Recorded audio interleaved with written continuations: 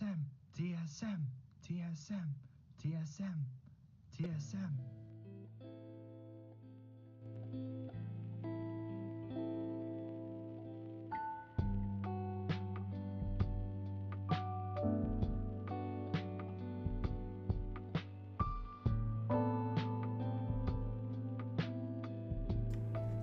Good evening, my fellow degenerates, and welcome back to another debriefing. Yes, I just pressed the wrong fucking button and was muted for a moment, because I'm an idiot.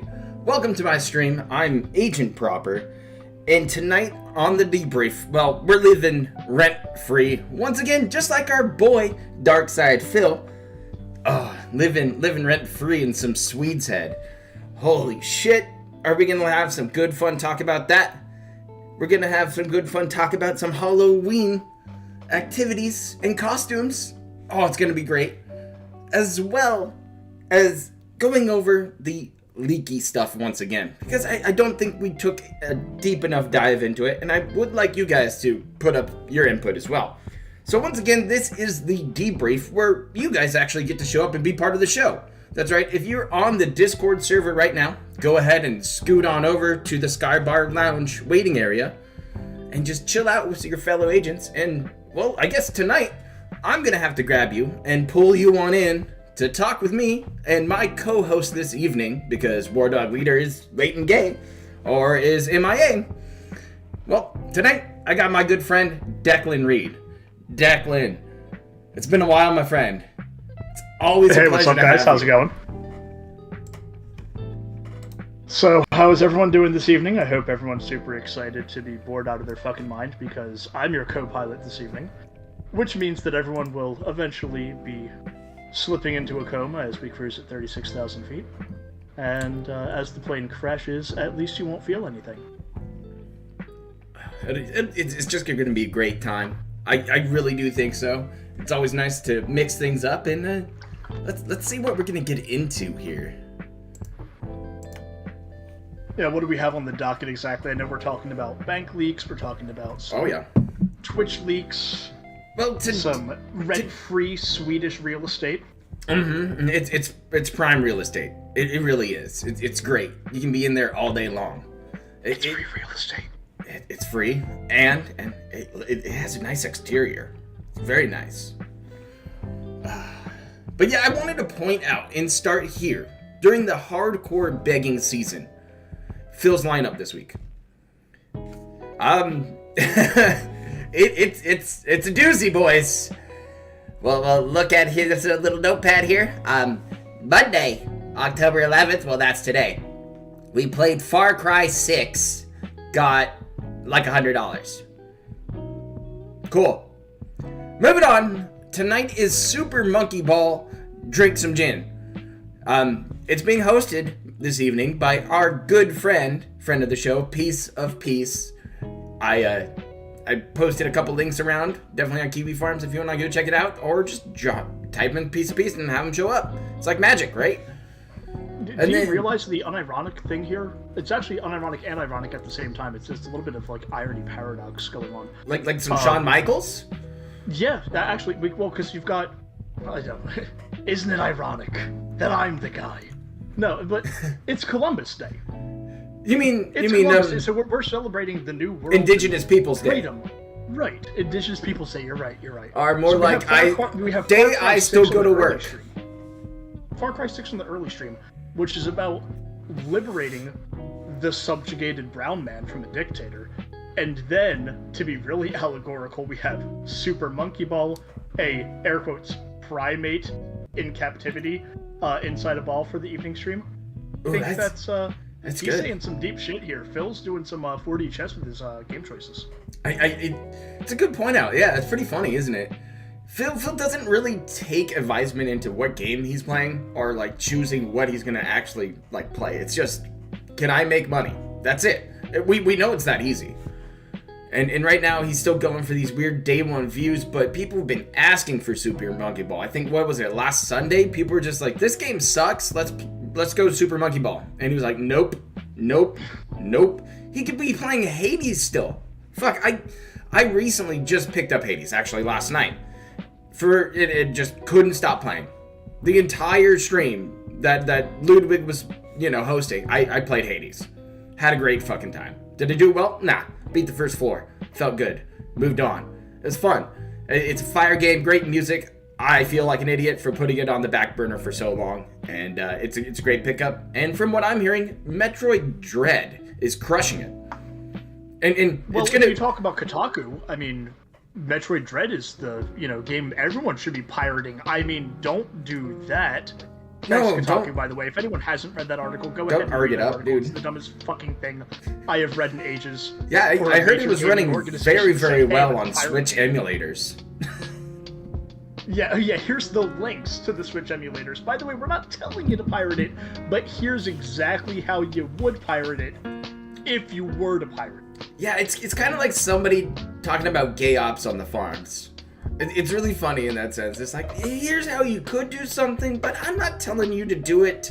I'm not even, but just don't do it. Don't do things that I wouldn't do, okay? It's the O.J. Simpson, I didn't kill them, but if I did kill them, here's exactly how it happened. Exactly. I mean, like, for example, if I went on vacation to Seattle, I would never go to Kinko's and print out a bunch of Phil Face flyers and tell everybody that he's a greedy bitch, and then just duct tape him and tape him up every single place he goes to, especially in the gin aisle, and just ruin his day off. And the funny thing is, I won't tell anybody I did it until he brings it up. Just terrible ops like that. Don't do it, okay? Don't do anything like that. It's terrible. It's a bad idea. You're wasting your money. And he doesn't even get a shout out from a good old Pewdiepie in this clip we're going to talk about later. But no, he doesn't at all. In fact, they go out of their way to not mention him by name. It's great, isn't it? It's I'm great. now thinking about that ops that we totally shouldn't do, though, of getting a picture of Phil in the pilot's hat. And it has to be the pilot's hat. Has to Because be. everyone knows it's a pilot hat, not a dictator hat, or a Nazi hat. And Nope. it's navy blue, not black. But I mean, it would be awfully funny if someone just took a picture of that and you started stapling it to every gin bottle that's at the ABC store or Total Wine. Yep. Just make fake labels or something. That's the fun part about stupid shit is that erase using my likeness? is that people don't, for whatever reason, fuck with Phil. Like, I've been watching a lot of Perry recently, right? I saw him as MC Sneaky P last night. It's this thing where people fuck with Perry because they just don't give a fuck. And for some reason, people actually give a shit of what actually happens to Phil out in the wild. I don't care. I can't stop people from doing whatever they want to do. I can just point and laugh at it. Protect him, I think, easily. He might be.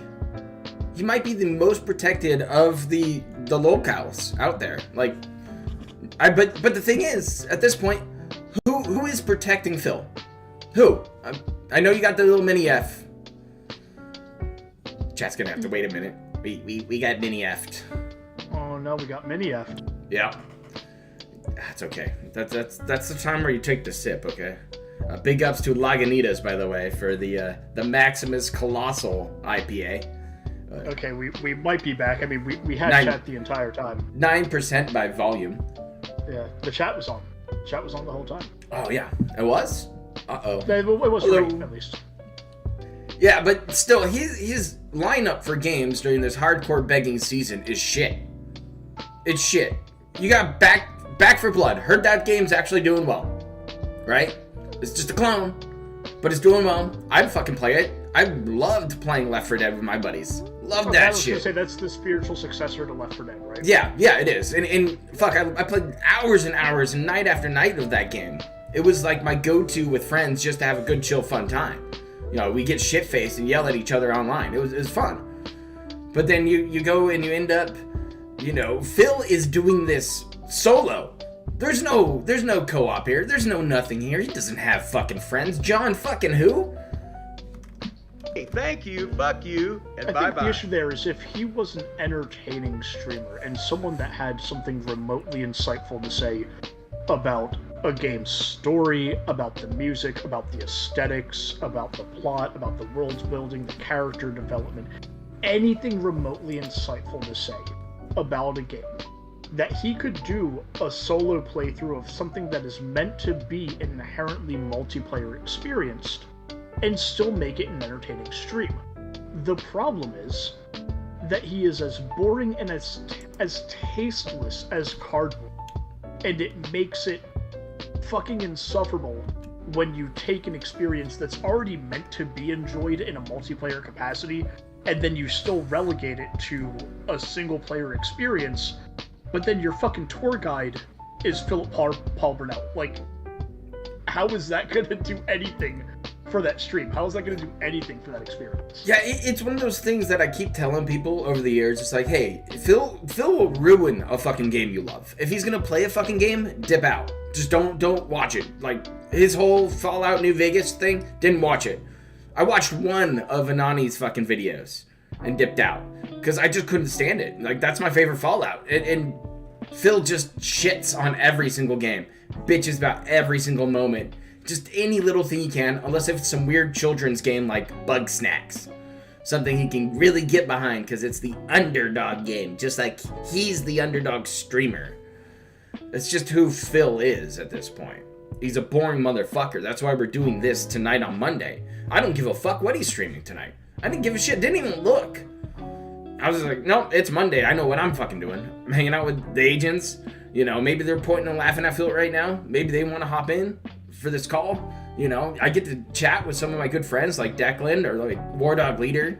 You know, Anani's usually around here. You know, I've seen Dolphin Raven. Forbidden Bath is here. Big ups to you. We're going to feature one of your videos tonight.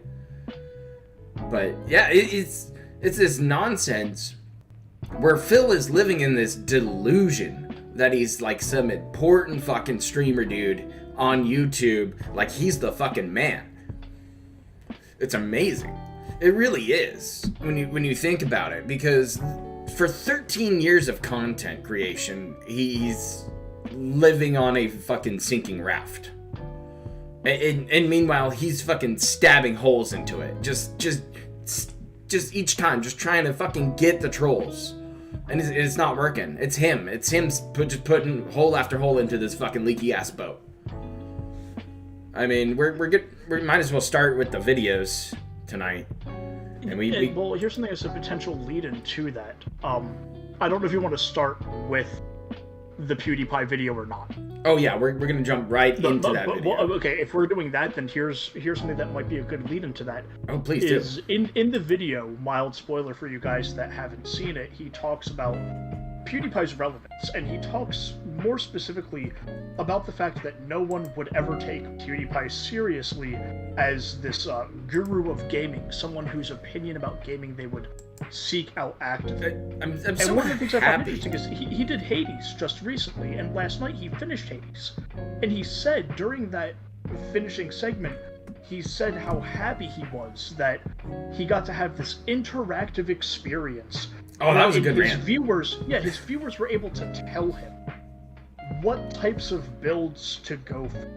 Now, does that sound like a guru of gaming to you, that someone needs to be told what builds to go for? At no point in time during his Hades playthrough, and the reason I'm kind of tilted about this is Hades happens to be one of my favorite games of the past 5 years. I've played the fuck out of it, got over 200 hours recorded on Steam, and Nice. that is a game that you can go hard in the paint on. Dude, You can talk at great length about the fact that there are 6 weapons, each with 4 aspects. The fact that you have So much 25 different keepsakes, that you have so many options and combinations of options. You got these permutations for the mirror, so you have so many builds just from the mirror. And then on top of that, you have 8 gods with 20 boons each that make for, we're talking about builds that number in the thousands. And you could have talked about the fact that that Supergiant did such an You can play it incredible forever. job. Yeah, well, they did such an incredible job of taking this game that has a build number in the literal thousands and talk about what an amazing job this independent company did. And he's always talking about how he advocates for independent production in gaming, and how they did this incredible job of taking something that They're has Bay thousands Area of builds legends and at this point. Yeah, and make so many of them viable. So many of those builds are viable. Are there some boons that fall flat? Yes. Are there some aspects that fall flat? Yes. Are there some keepsakes that fall flat? Sure. But as a whole, so many of those builds are viable, And anyone with 2 fucking brain cells rubbed together would have been talking about that viability during their playthrough. Instead of having the chat hold his hand, he should have been taking the chat on a tour through this game and explain the things that company did right.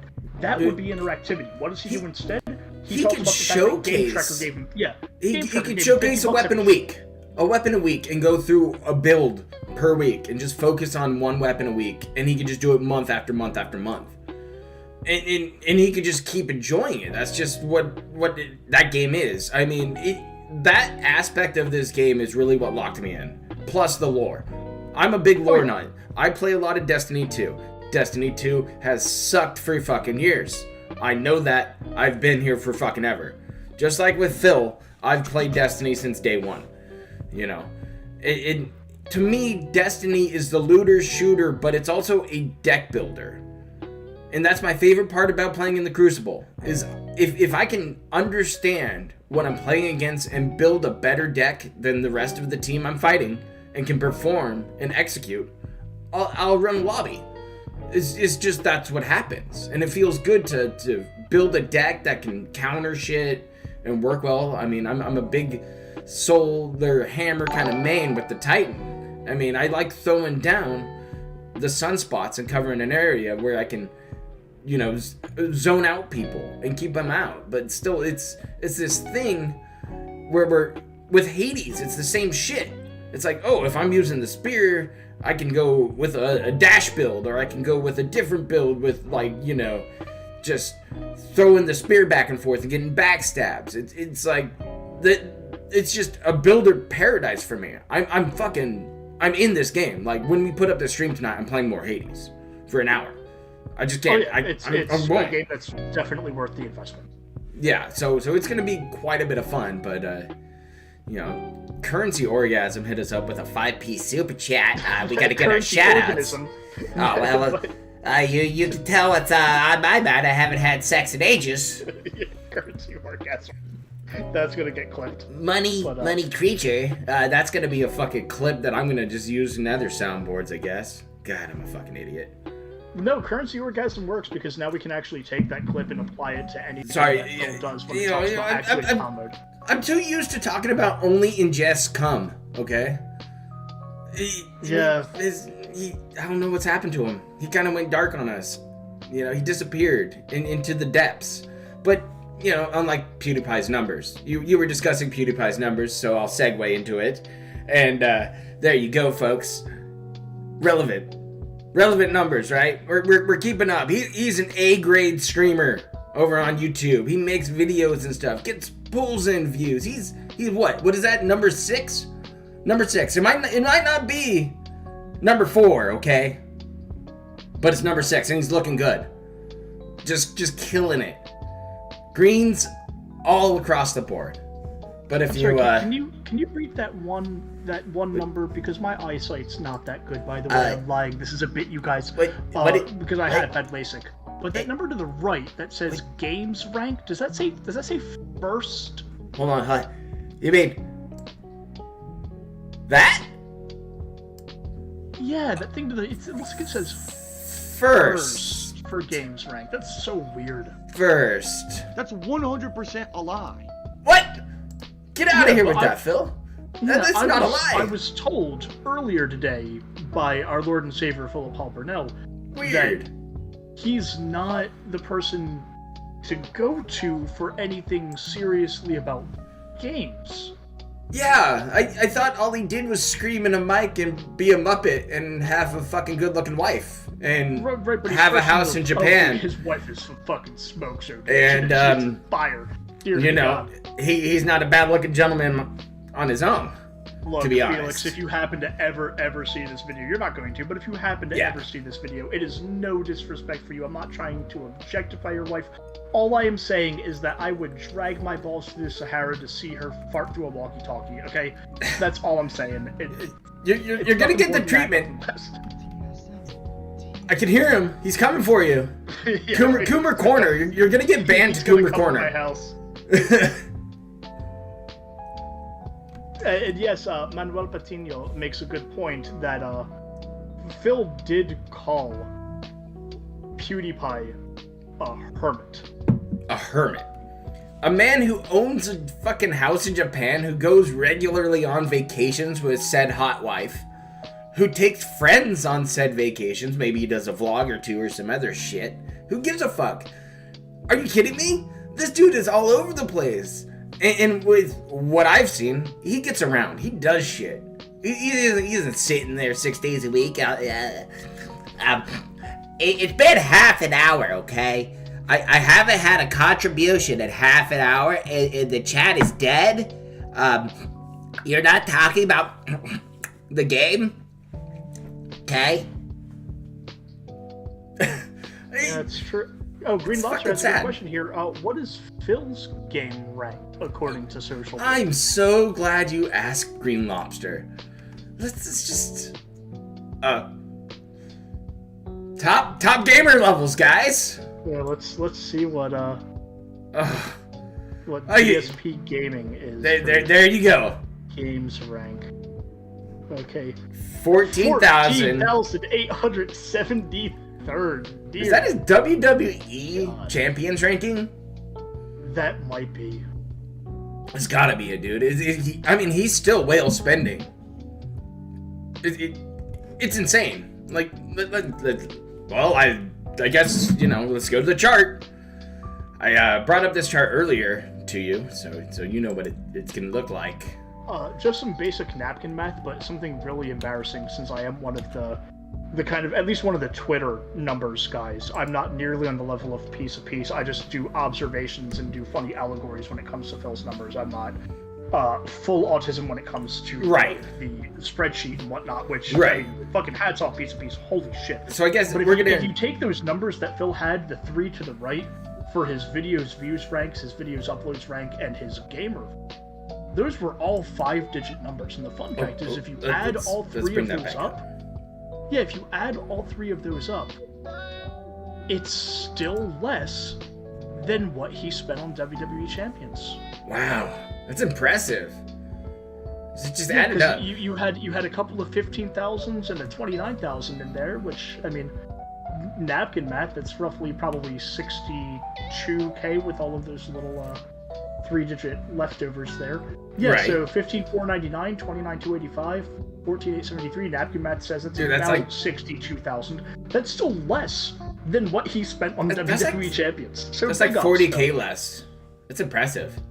It's 40K less. That's somebody's yearly salary from working at, like, maybe a step above entry level at Walmart. Oh, Excalibur, hi, I'm Declan. I do really autistic stuff on Twitter when it comes to DSP. Long time ago, I used to stream and do podcast stuff about Phil. And yes, you were not the first person to say that I sound like John Rambo. Yeah, Declan's been around for a long while. Him and I have had podcasts before with like GTG on this channel, things like that. We've had good fun together. And him and I always like to touch base and have nice, pleasant talks. So this evening he is co-hosting with me because War Dog Leader is MIA for now. But Phil's gaming levels here, as we brought back up before I interrupted with the WWE Champions number. We'll get back to those because these numbers are amazing. Like uploads, 60,000 shitty fucking just uploads. Subscribers, 194K. All right, fair enough. Growing, right? Yeah, growing slowly. Video views is the only reason, and I legacy have channel. A deep thing about that. By the way, later that I think would be interesting to touch on regarding his numbers and growth. But, yeah. I mean, 151,317th in subscriber rank, which is about how much he makes a year, a little bit more. A little bit more than what he makes. That's the forbidden math. Yeah, don't do forbidden math. but still, like, they're inflated numbers here that are a full-on fucking lie to you too. Like his subscribers for the last 30 days. How many of those are fucking OIC socks, or stocks in general, or anybody just fucking coming in here to try to talk to Phil, subscribing, get them with the fucking trolls? And by the way, any of you fucking dumb fucking faggots out there, you retards out there, giving them troll fucking super chats, you're part of the fucking problem here. Okay? You don't need to fucking do that. Trust me. Live rent-free like Felix does. You don't need to give him fucking money. Just shit on him. Just shit on him. Make a new sock. Fucking shit on him. Yeah, make a new sock. It doesn't matter.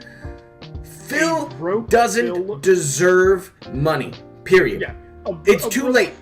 Too late for you. You could have told me a month ago, oh, hey, man, I think that's all a lie. But then we got those bank leaks. You got the bank leaks, and holy shit. Come on, man. That was one of the best ops I've seen in a long time. Long time. This dude shut his fucking mouth. Big ups to Boof, by the way. Shut his fucking mouth. Didn't tell anybody shit. Played the fucking game for, what? Fucking weeks, if not months. And eventually, he gets to a point where he's like, haha, drops a credit report, drops other little informations and tidbits, and the Kiwis went to work. Oops, you didn't fucking hide a bank account number. Oops. Oh, you know the last 4 of a social security number. It's a phone call away. It's a phone call away to everything that you might want to just dive into autistically. Now, I'm not going to do it, because I already fucking knew the answer. I already fucking knew it. Phil's that easy to fucking call. You've seen it before. You saw it the last stream I did with the fucking pizza. It's too fucking easy to call each and every fucking step he's going to take. Just like people are already telling you that he's going back to Twitch. He's going to. He is. Because of gifted subs. He needs that money to stay afloat. He needs that money to give him that extra little, dick dinger of a bump. It's not enough. It'll never be enough, because he spends this fucking cash like it's just gone. And yeah, I'm going to use my fucking rant as a transition because I'm an asshole. But these are some numbers from the recent WWE Champions event. The one over this whole weekend, where Phil asked for magically $800, and people like my good friend Declan and Piece of Peace called out on Twitter and said, hey, fucking numbers don't add up. And these two guys love fucking numbers. But I like numbers too, and so do certain agents of mine. And they like to give them good, nice, fun charts to look at. These are kind of the numbers of what you're looking at to try to get to a top level here on the WWE Champions when it comes to Zombie Edge card. Okay, the Sweaty Man JPEG. Phil asked you for $800 for his surprise bills. Magically comes up. Tax bills. Put on any bill. Daily bill. Doesn't matter. Bill Cosby. Bill fucking Murray. Just any Bill fucking Paxton because the game's fucking over. Phil. You asked for $800 fucking dollars? Do you know what he needed to get to hit this max fucking rank for WWE Champions? $755. Now why the extra money, you might ask? Well, there's a total wine that needs to get shopped at every fucking week. And gin has to be bought because how else are you fucking that stupid to pay for any kind of gacha fucking thing? I mean it. You have to be just drinking like a 6-pack a night as fast as possible to get as many pulls off. I know we're going to dive into this later, and we're going to move it right back, and I'm going to use the same fucking rant to transition to a video, because I'm a piece of shit.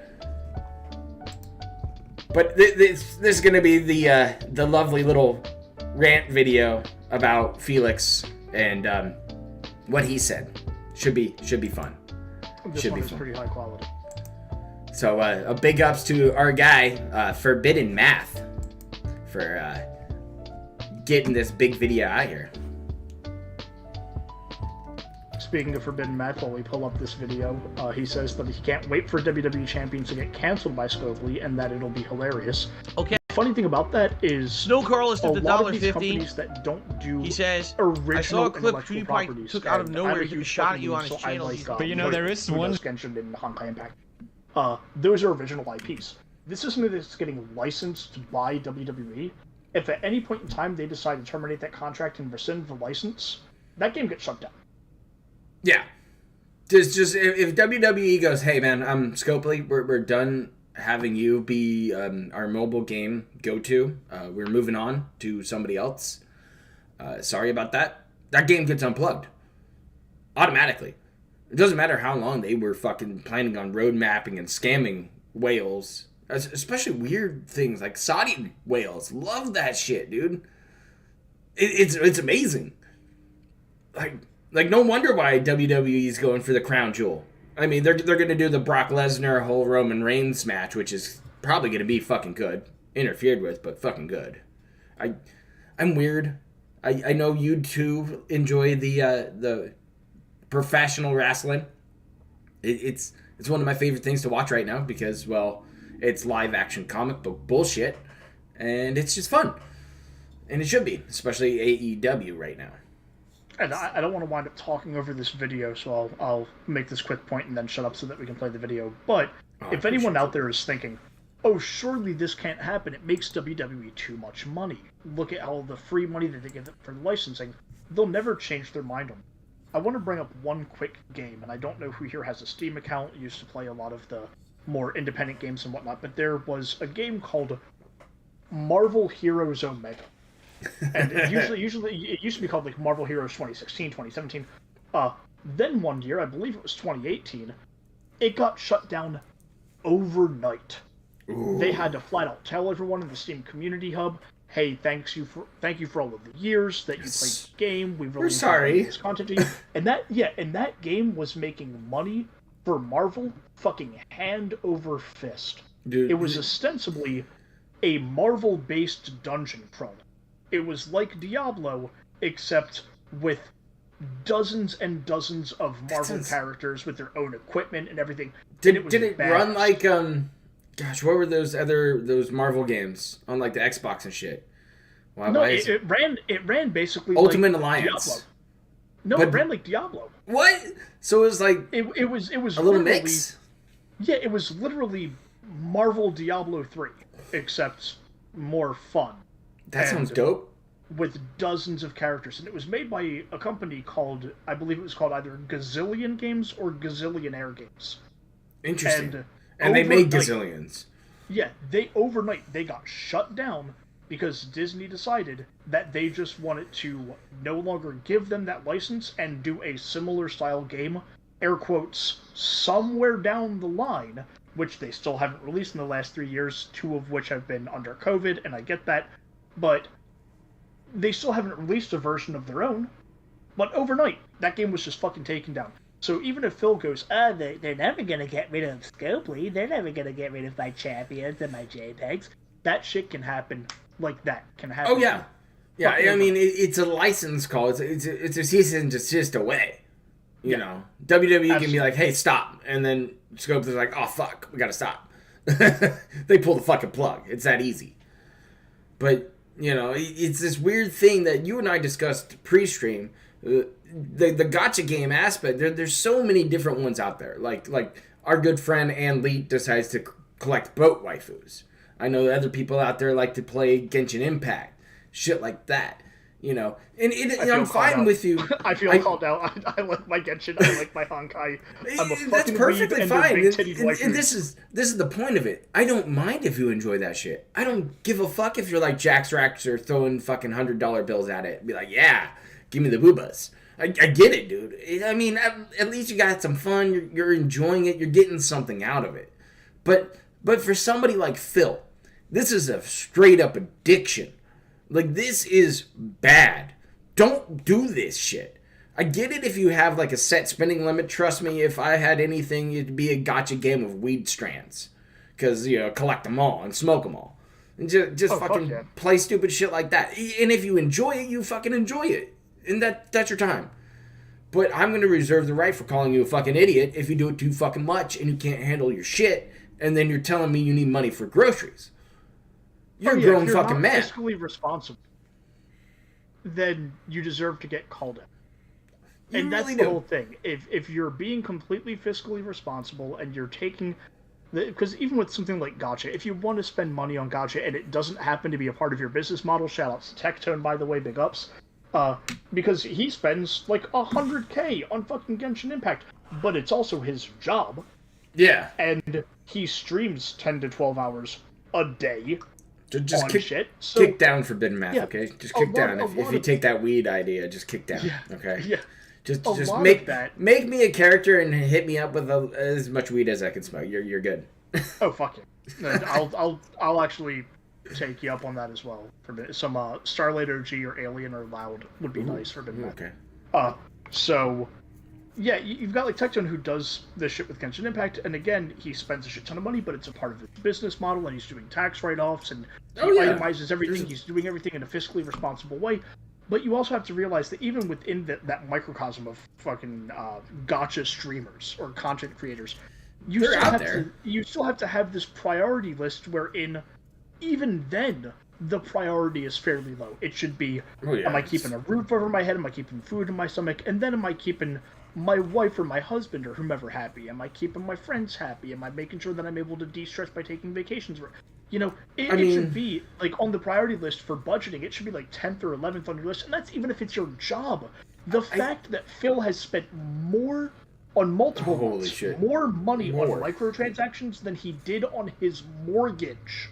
Yeah, and we're talking overdrafting to those numbers. There were, in those bank leaks, times where he was overdrafting, getting fees for that, because he couldn't stop pulling for that card to chase that fucking, sweaty man JPEG. And the chase like that is full on addiction. I don't care what you're talking about. I don't care if it's like drugs, chasing your next high, chasing the dragon, shit like that. It's out there. People do it, and I get it. But at the same time, don't come to me with your fucking hands out then. You got to fucking handle your business first, and then you're okay. As a quick thing, because I really haven't had a platform like this to really autistically vent about something, but hopefully your audience enjoys this. People that they listen to me rant, so you guys know that I'm a veteran. People that follow me on Twitter, and one of the things that really annoyed me was last year, Phil went on a rant about how if you were a veteran and you tried to travel home for Thanksgiving, that you should be stripped of your veteran status and you should be stripped of your VA benefits because you were being so selfish that you were trying to ostensibly kill people like his parents, like his wife. Oh, that was a good rant. Like a frontline worker because she had to work. My wife, about your wife's health, Phil, if you cared so much about your wife's health, why did you spend double what she makes in a year on WWE Champions? Her ass could have fucking stayed home safe and not have to worry about her being out in the middle of a pandemic on the air quotes front line. She could have stayed home safe and you still could have wined and dined her ass because we know that she brings anywhere between $16,000 and $21,000 home. So why in the same time frame did you spend $42,000 in the same time frame that she would have made $21,000? You could have kept her ass home and used the other $21,000 to wine and dine her ass and maybe even take her on a little private vacation. But no, you spent it on WWE Champions and then had the fucking audacity to tell people like me who signed on the goddamn dotted line that we were going to sign our fucking own rights away, our own life away, to defend this nation from enemies foreign and domestic, that we had to rescind our rights, our benefits. That we don't get VA benefits if we travel home for Thanksgiving, if we have the audacity to do so, even if we socially distance and we're responsible and we mask up and do all the things that fucking Dr. Fauci, praise be, whatever. I'm not allowed to say certain things or else YouTube will get rid of the video. But if we do all those things, even if we do all those things, we should be stripped of our benefits. We should be stripped of our rights. But you spend $42,000 at the WWE Champions. Yeah, and that's a big problem. And a lot of people brought it up, and thank you for ranting so long that I could go grab another beer. When I saw it come up, I was like, I'm gonna do it just long enough that he gets to sit back down. Yeah, Phil's spending habits are fucking atrocious. Like, all the times he's asked you for a bunch of money, all the times he's asked for this or that, he spent more money than any of his back taxes ever. He spent more money than, majority of his mortgages and car payments and shit like that. Gone. Disappeared. right to this black hole, and finally you found it. You looked at it, you stared at it, and some people went, oh, here it is again, behind the curtain, there it is, wow. And people still laugh at this to this day, but Phil won't be known for any of his financial mistakes. He won't be known for his, bullshit with WWE Champions.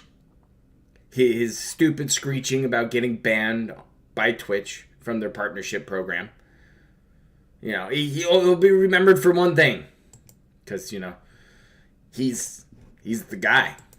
The streamer that, forgot to turn off the camera. Which we're about to find out, by the way, in this video. He is, in fact, do you know, have you seen that one? Well, I know of one. I dare not say the name. Nah, he doesn't deserve attention. He's a piece On of his shit. channel, do you think he did this in retaliation? Are you talking shit about him, or do you think he does it as... Let's just go start it all over. Big ups to Forbidden Math, by the way, for this video. DSP talks about PDP, passive projection.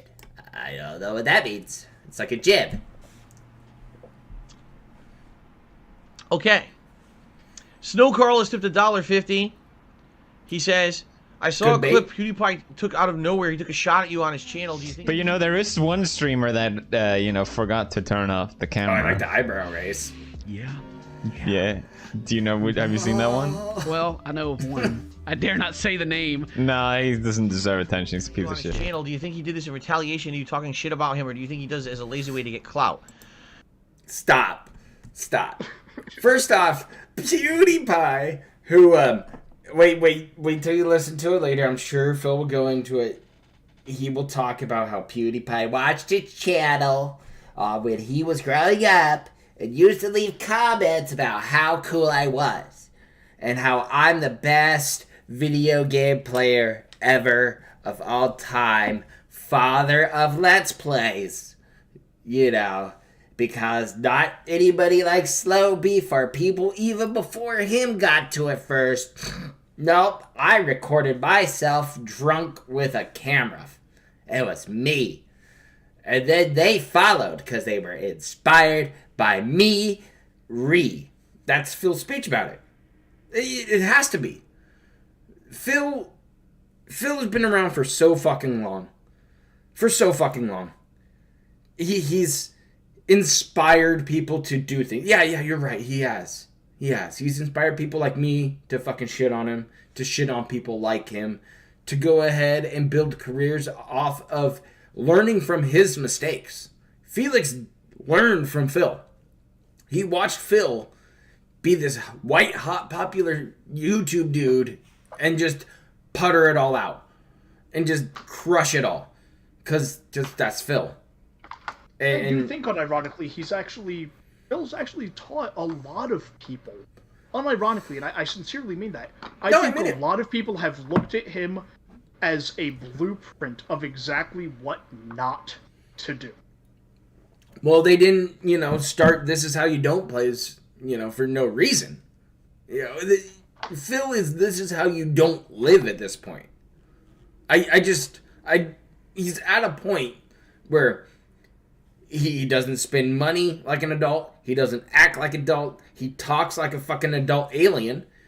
And he pretends like the world loves him and he's the best. Unless if you're an asshole like us and you talk shit about him. And then you're the worst fucking person ever. I mean, Phil will carry on in this little rant here. And we'll let him go for it. Because I'm sure you and I will laugh at this quite a bit. But my laughter's delayed. I promise, guys, that I'm not an idiot. It doesn't take me that long to get a joke. It's just since I'm watching the video through the actual live stream itself, I'm about 10 seconds delayed from what's being discussed. You're like 8 seconds delayed. So if you hear me laugh last, it's not like, Declan's a moron. It's just, no, I'm happening to watch the video on about 10 to 15 seconds. Yeah, just let me know if you want to rewind and let me No, we're pause good. it. No, but, we're good. We'll let it play out because it's 4 minutes and 26 seconds. Oh, 420? Nice. Ladies and gentlemen, I'm not going to talk shit about PewDiePie. I'm just going to say, you have to understand that, over time, things change. PewDiePie is not relevant that much anymore. I mean, to his core audience, I'm sure he is. But how many people do you see talking about PewDiePie in 2021? The guy essentially became a hermit, moved into his house in the hills.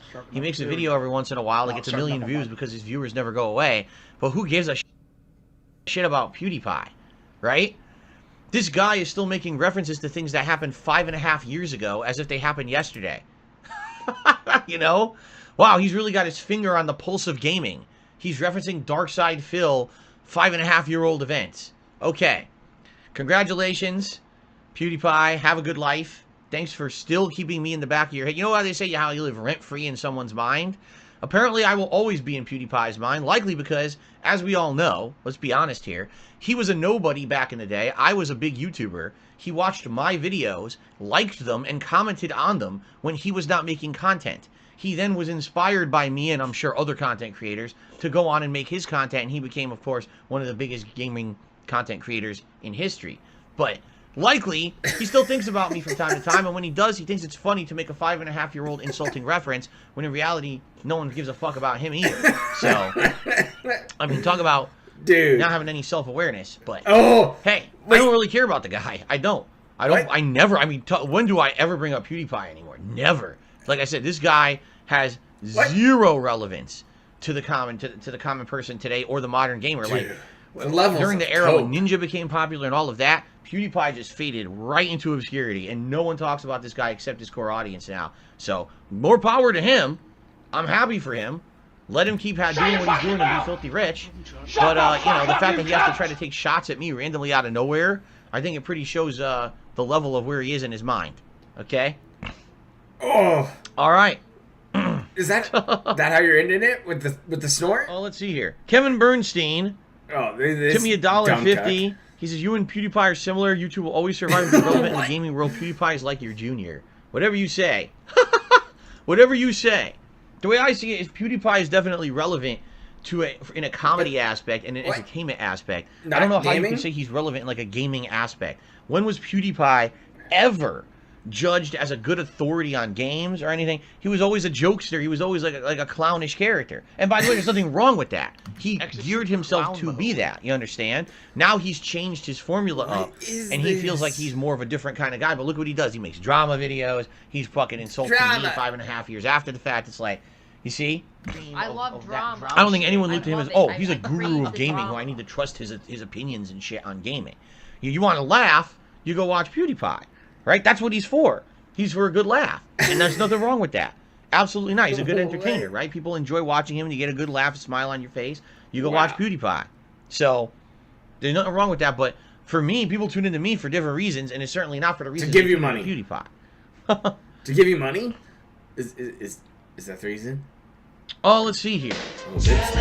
Oh, Nigel! Oh no! Hooked up to the copium. That's good lad Nigel right there. And I agree. I'm sure I pressed agree.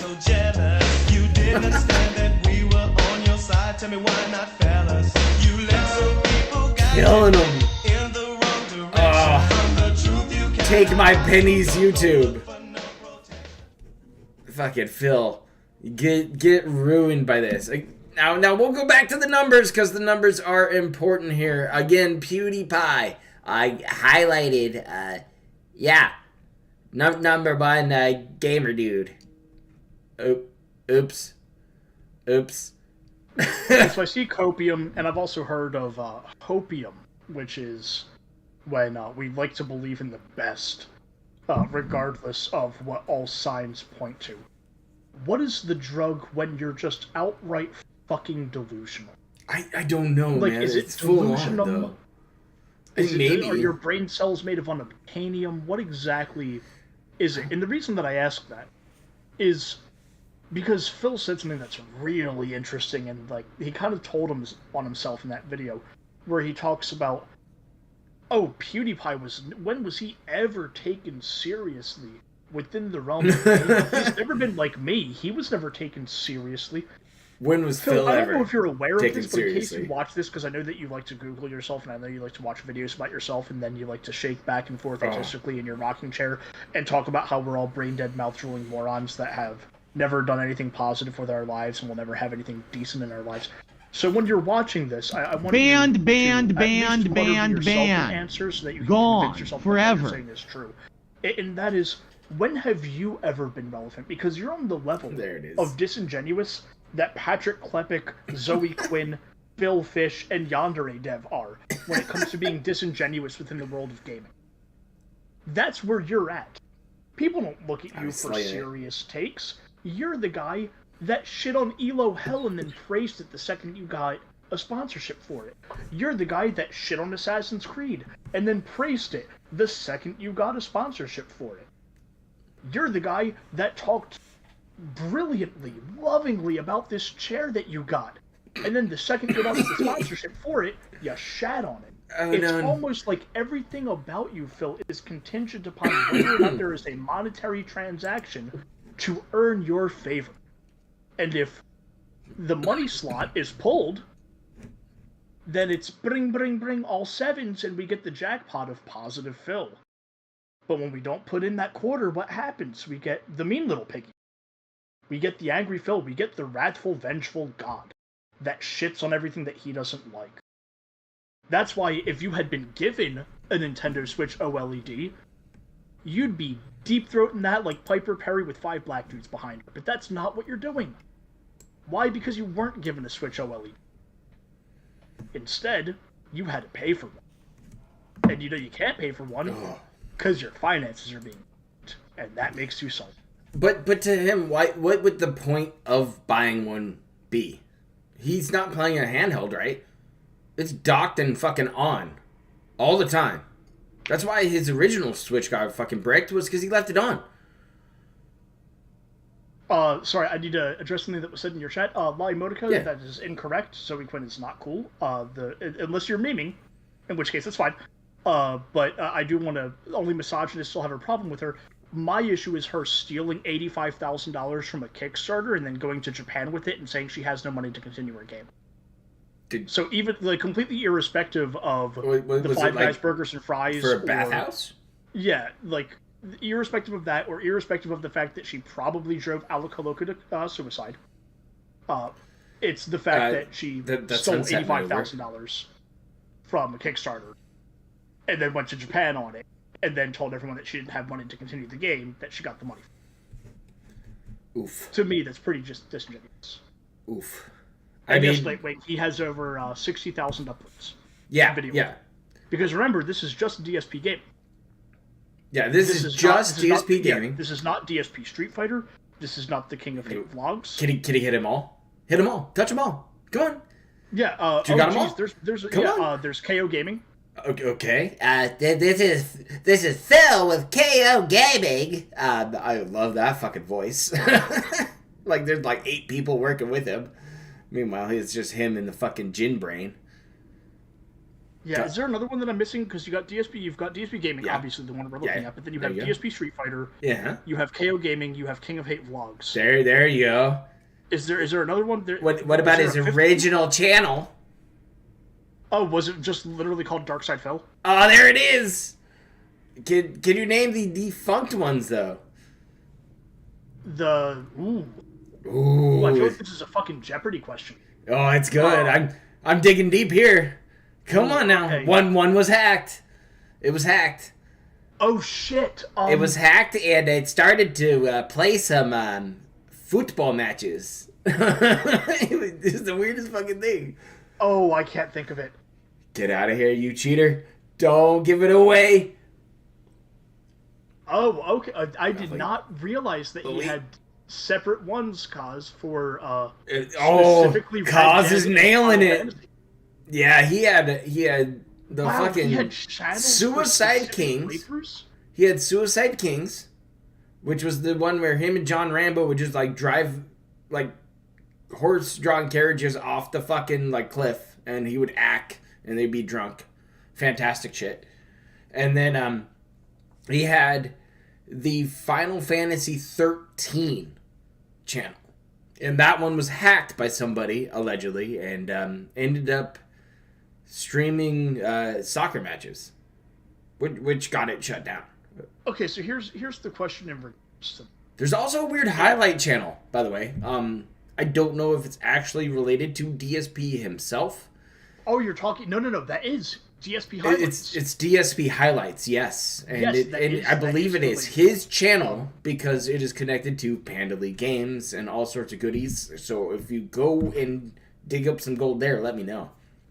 Oh, I do have good one old Uncle Proper has some that fun is stuff gold there. from that.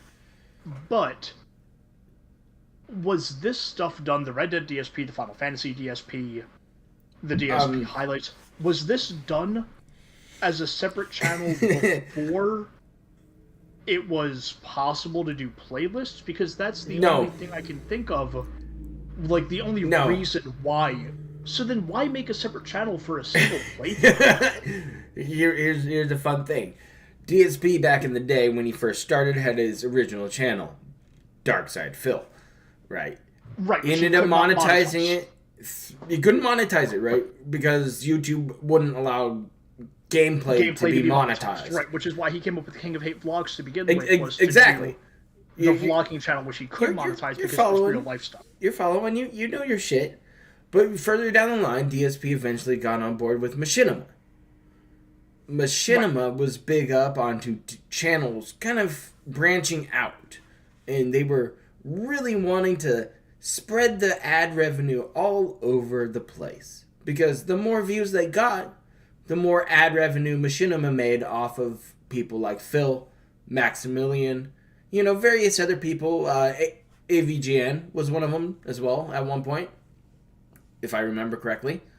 So DSP came up with the brilliant idea of the DSP network of gaming. This is the YouTube channel network he created with all of these said channels that you and I just discussed and named off, thanks to chat helping you out. Oh, also King of Hate HD, which both of us forgot. Thank you, Joe Dub.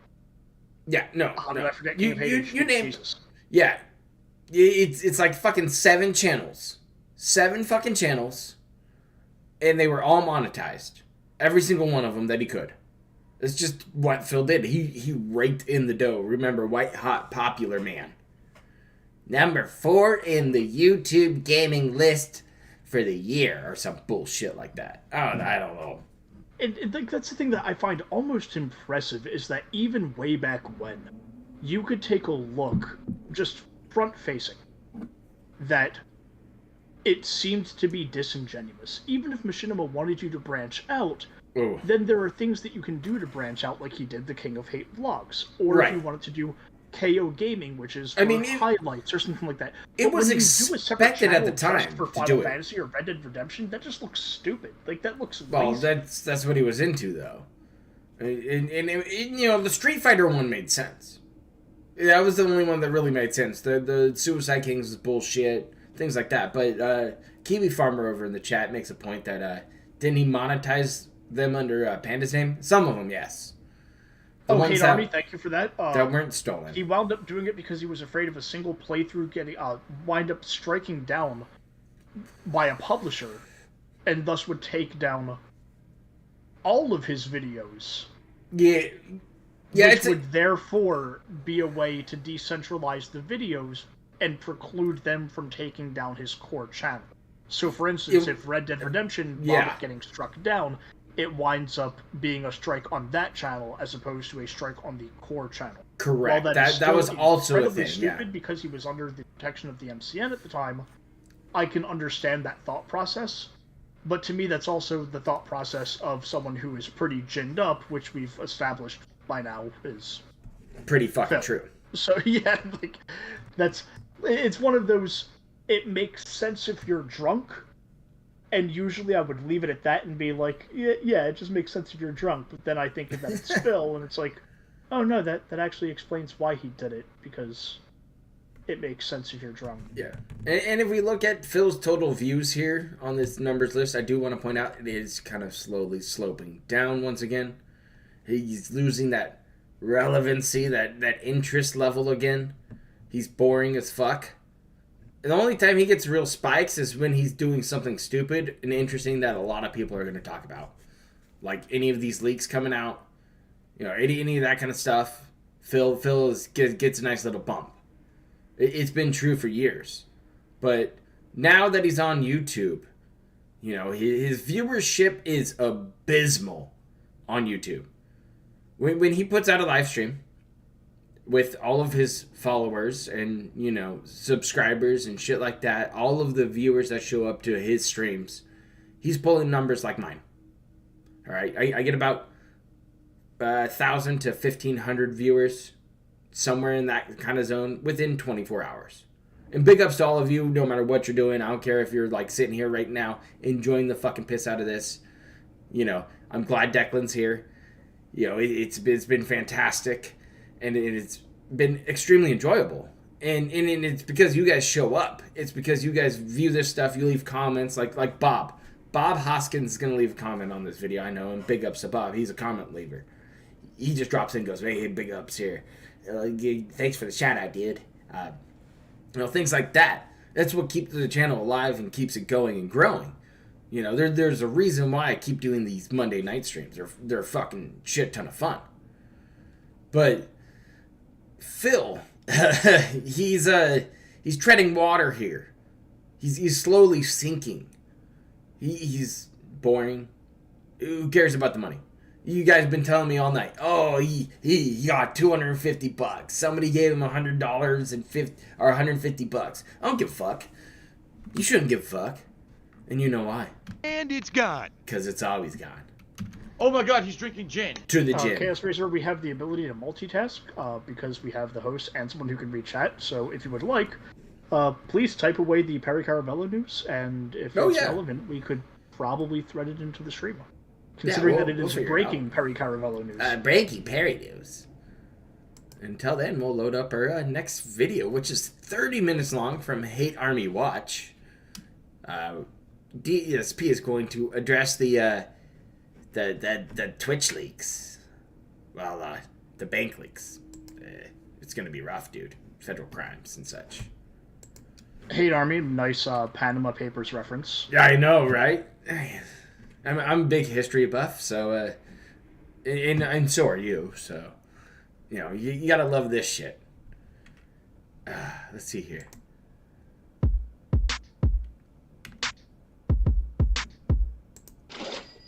Before I even say a word,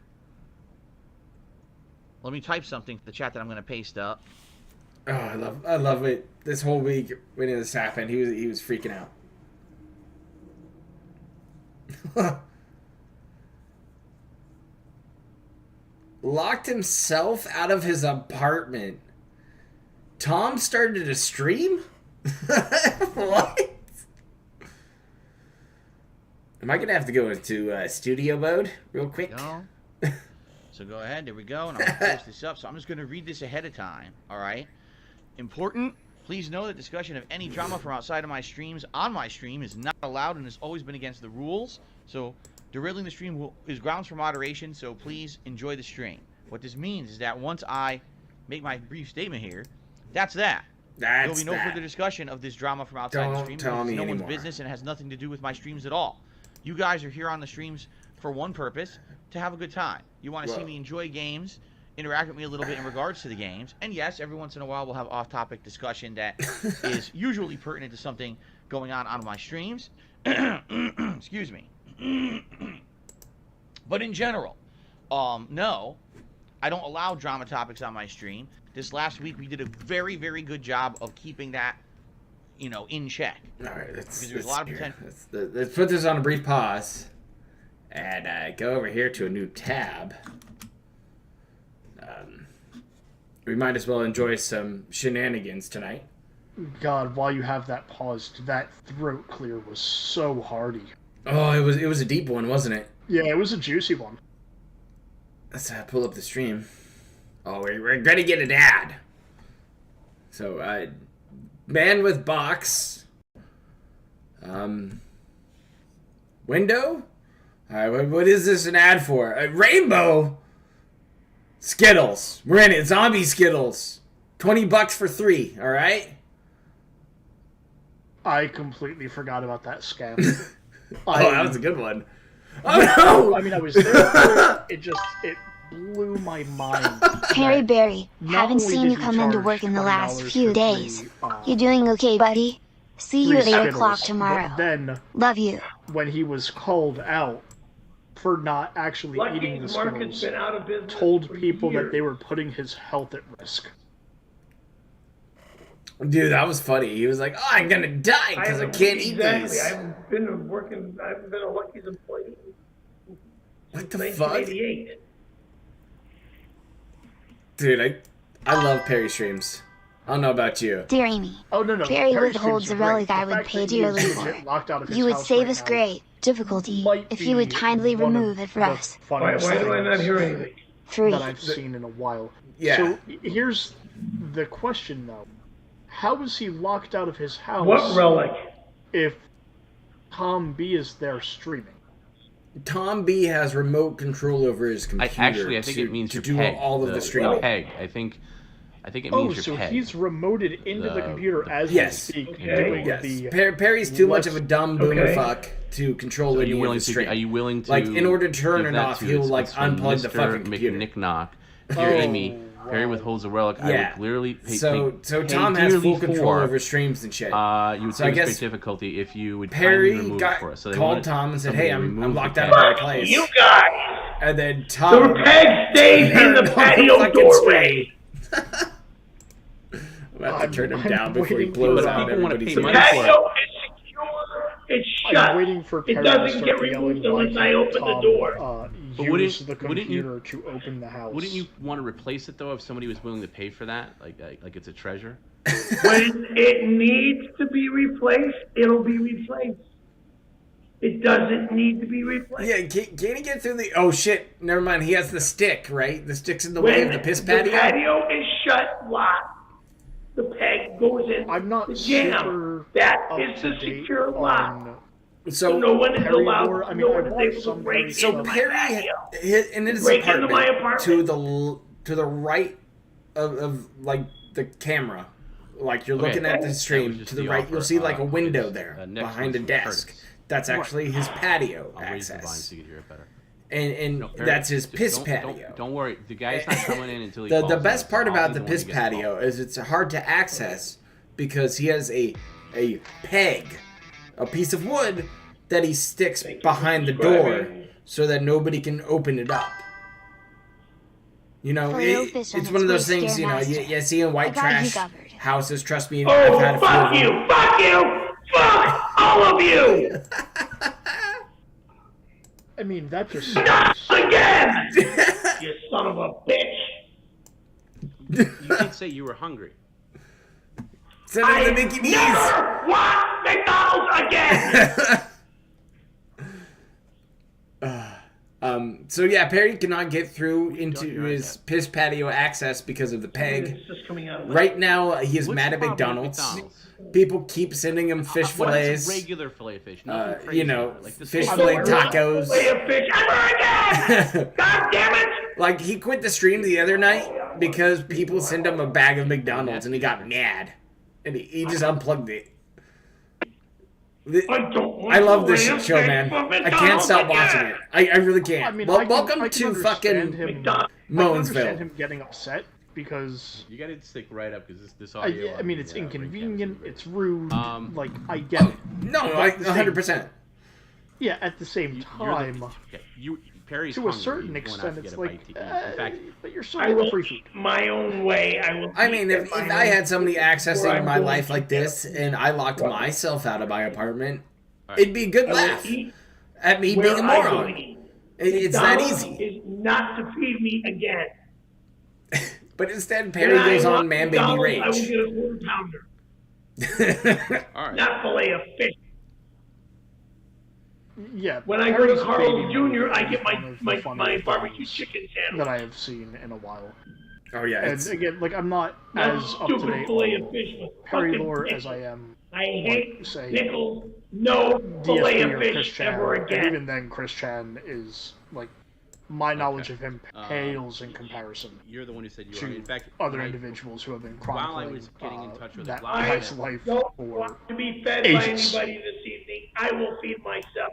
yeah. But Perry the stuff isn't that I've too- seen from Perry is pretty funny. Like, I know about the Windy City Heat stuff. Yeah. I know about the and say, hey, him is getting it okay kicked if I out get a bite by to eat? I'm really hungry. I the said, one "No, producer, I'm going to and lots of then meetings." You know, it's- the whole it's theory still that early he in had life. Document to was more important. allegedly orally satisfy said producer. Oh, you mean that thing that happened in '92? Yes, Yeah. exactly. In front of the Okay. camera. Yeah, you got some vouchers, dude. He has the code.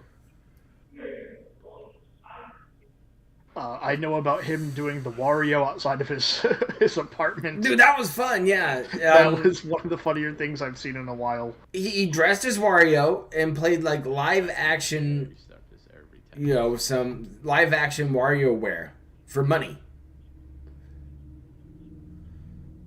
Who the fuck is that guy? Him and Tom B, I know, also You can did get a the estimate recreation. Yeah, they've done a couple Tell him of he's them. on- Well, he's live on of Perry- tell him the he's- tell him he's on Perry 1992 incident Yeah, they've done a few. as Mario and Wario. Yes, that was towards the end of that stream. It was amazing. Okay, Perry. You said on So I screen, mean, can yeah, you there's look close definitely to been the some Bobby funny work? stuff. Yeah, there's quality content here because it's laughable, it's enjoyable. You know, I get it. People fuck with him, but he gets paid well. It's not He lives hard to well. lock the door. And, I do it all he the time. tolerates it. You just So need fuck a it. couple things you can find outside in the I directions. don't give a shit. He's not hurting himself. Nobody's asking him to hurt himself. They're just be like, hey, can you like play hopscotch behind the couch while being a maitre d' when you go take a piss? And it's like, oh yeah, I'm gonna do it for fucking $10. And that's funny. Yeah, what I'm wondering is if he actually makes No, you're gonna pay him. You're gonna pay him. Perry, you're not more making the rules right here. now than films. What's going on? I don't know if He's gonna anyone's open his- tracking his finances. I don't but think have a- so, but it's got to be fucking close. From everything I see, he gets hundreds of dollars to stream. 129. So He it's streams two views on per average stream 3 per days a week. week, so he's making probably a couple $1,000s Yes, sir. a week. So when you get in, you. I don't think he's making Phil levels. Maybe half of what Phil's making. Maybe. Well, I But mean, he- half of what Phil's making is only 60K. If you take less of an attitude with and it. He I might don't- be I making don't a little think- more. I don't know. I think he might be breaking got an 6 attitude figures with, with. What's going on? He's got to be I mean, at least close. at least the streams that I've hopped into. He's got to be close to He's- that. yeah, I mean, I think he's he's up made- 90, You now have to have a 100K. spaghetti sleepover That's Yeah, he's actually made like 1,000 or probably 1,500 closer. bucks in like the streams that I visited. Yeah. Like within that night, he made like 1,000 or 1,500 bucks. Oh yeah. So it would be actually kind of funny to see. I know that there's this ongoing thing about OIC and Phil being detractors of Perry that harass him, and that Perry wholeheartedly believes The henchmen. that they're behind some of the operations against Perry. And he's completely convinced that it's them, and I know that it has something to do with the chair that they had him believe that it was like the best Streamer of the year. best streamer of the year chair from Twitch. And some dude came to his apartment, presented him with the chair that he won from DSP. And now DSP wants it back and has sent the hate army henchmen to harass Perry. It's fucking insane. I think my favorite one that I happened to stumble on was it was quite recently. I want to say it was in the past week, maybe 10 days. Unfortunately, time is a fucking blur to me, and it's not because of weed, which would be great if it was. But it was in the past week, 10 days. Someone had done something with the Ring Camera Live view, what we're looking at right now. And they used that as a green screen backdrop for some of DSP's like green screen test footage. That was of him, like your friend and like, mine running onto the Ludwig, camera and like World sticking his son Order. out. He doesn't know Okay, what he said. yeah, well, people were showing that to Perry, that like, oh, DSP's right outside your apartment, and the DSP would pop out. Yeah, it was Ludwig just fucking edited up all this shit, and it was gold. And then there was like other people editing stuff, like Zebra Man showing up. Hey, all what's sorts your of name, nonsense. by the way? Oh, the Zebra Man one was great. I did see that because Perry actually went outside. Don't dox yourself, dude. Don't dox yourself. Don, thank you so much. Big ups, Don. Not a huge problem. We really appreciate it. Oh no, yeah, don't dox yourself. Don't mind him. Yeah, fucking Ricky Horny dude showed up and like got the shit kicked out of him by fucking Perry.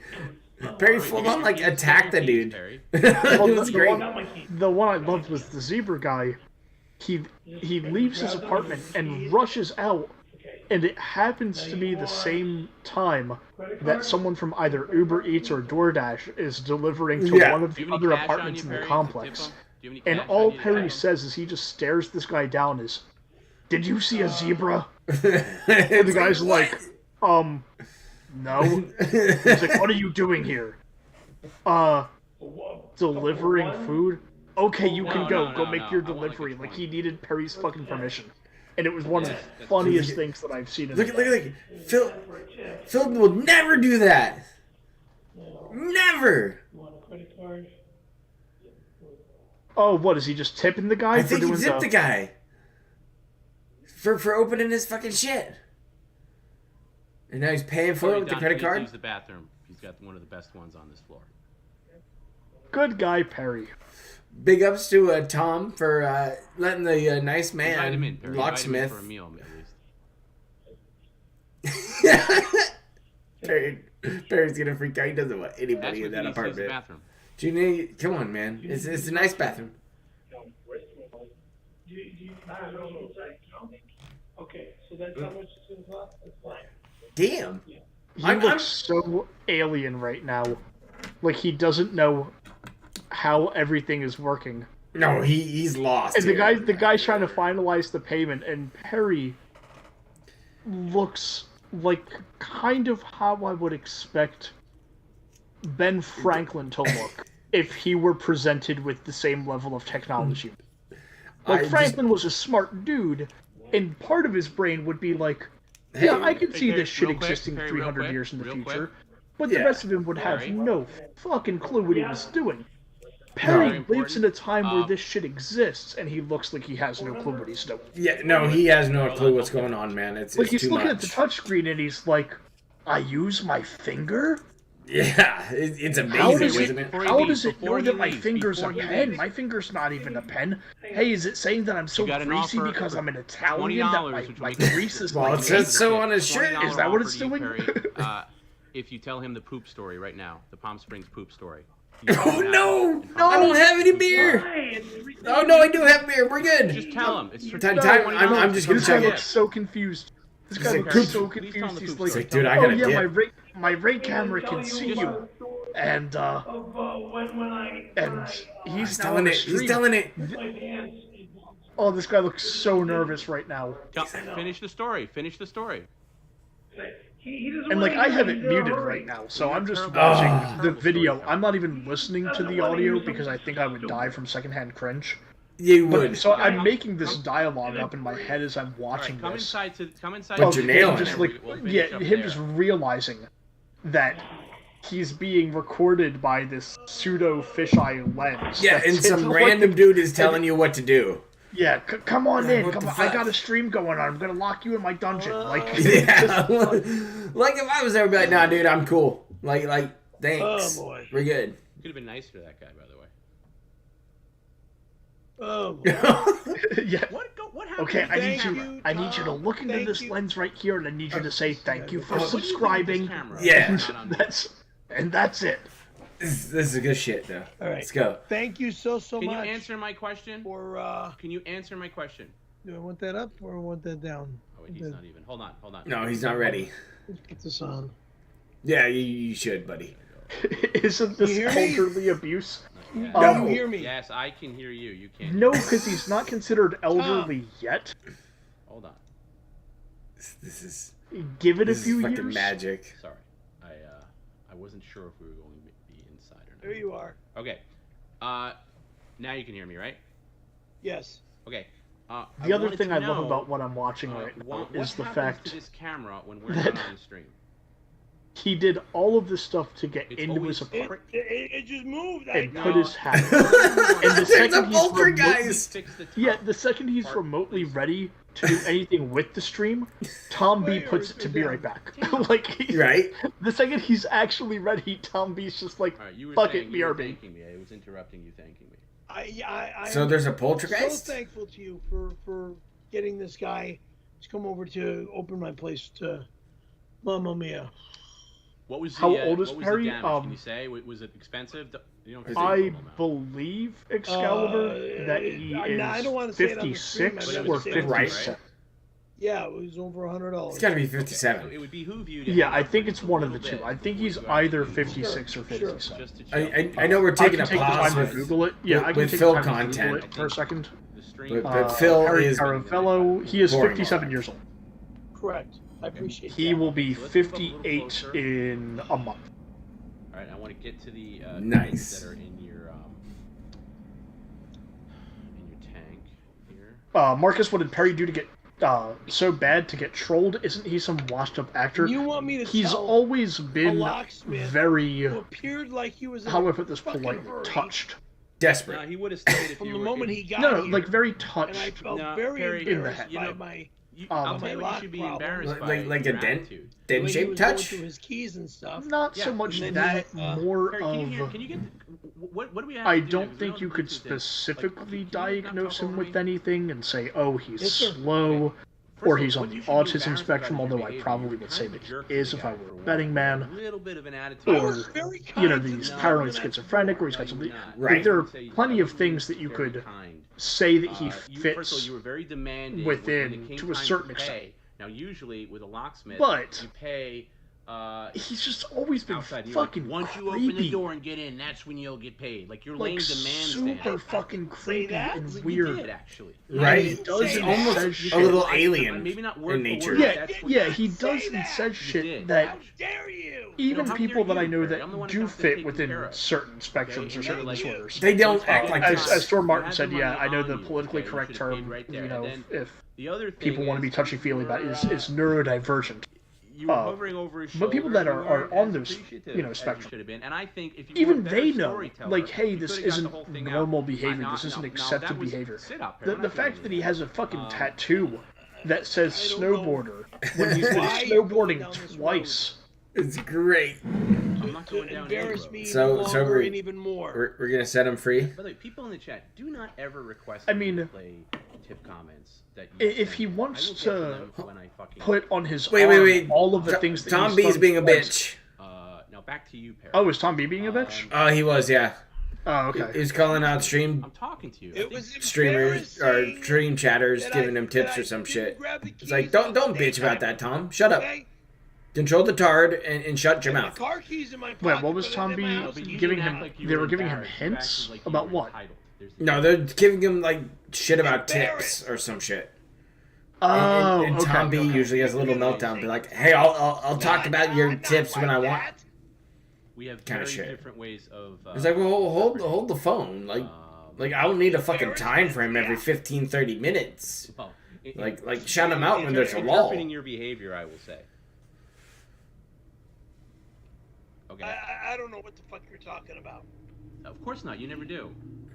But anyway, Gamebox, I So- disagree. When you say Perry's not funny, I think getting Perry's back to the quite funny. point of It's just now he's that not this funny by crisis design. happened and has been He's not funny by alleviated, intent.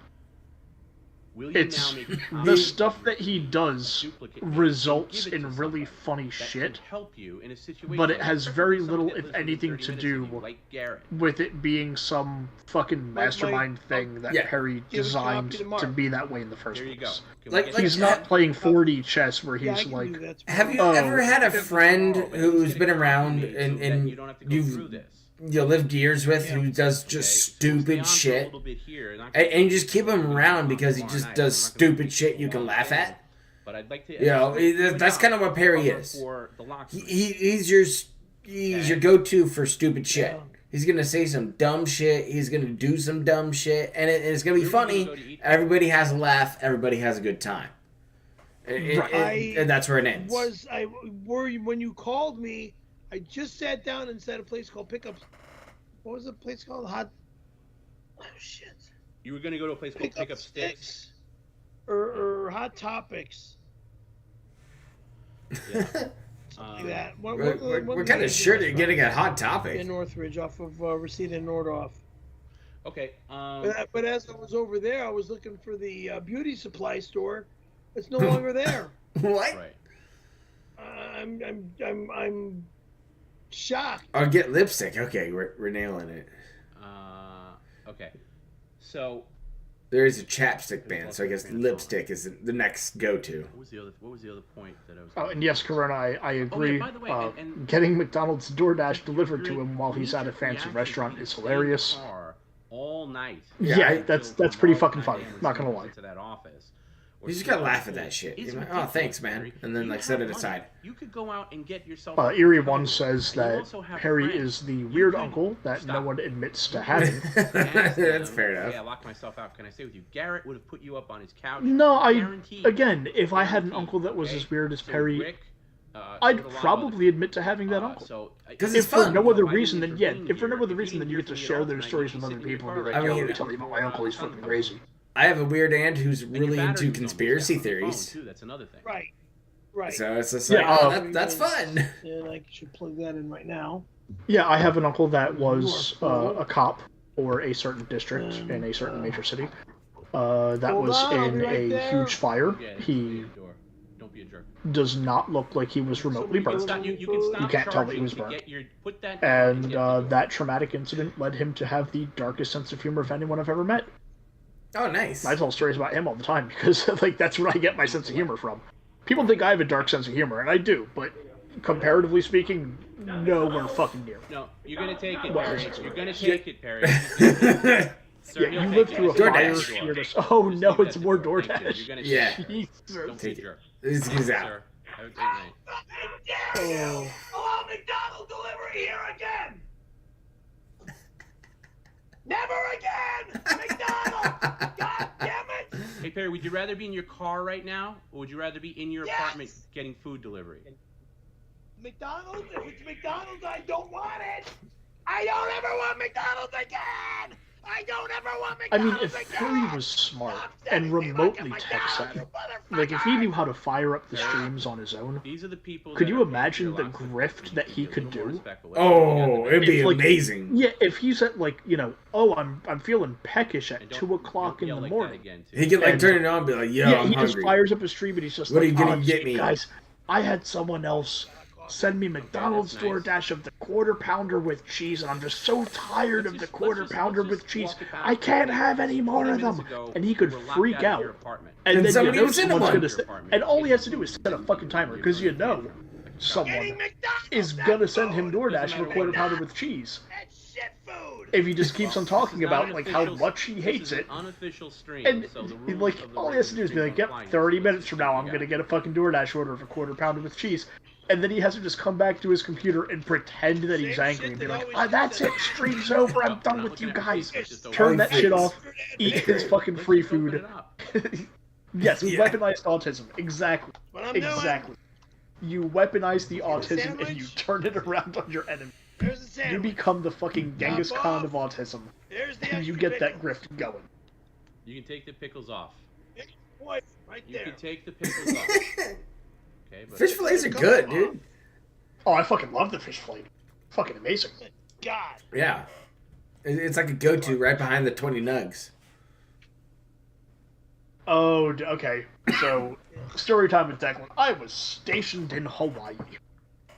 And when I was stationed in Hawaii, I stayed there as a civilian after I got You're outside, locked out. And briefly, who's thoughtful enough to send McDonald's you on the island locked out had enough a that, $5 no How tax. many people get So locked just out of you their hand them a apartment 5. and get food delivered to them? You got a medium fries, a medium drink, and Perfect. 20 nuggets. Right. Yes.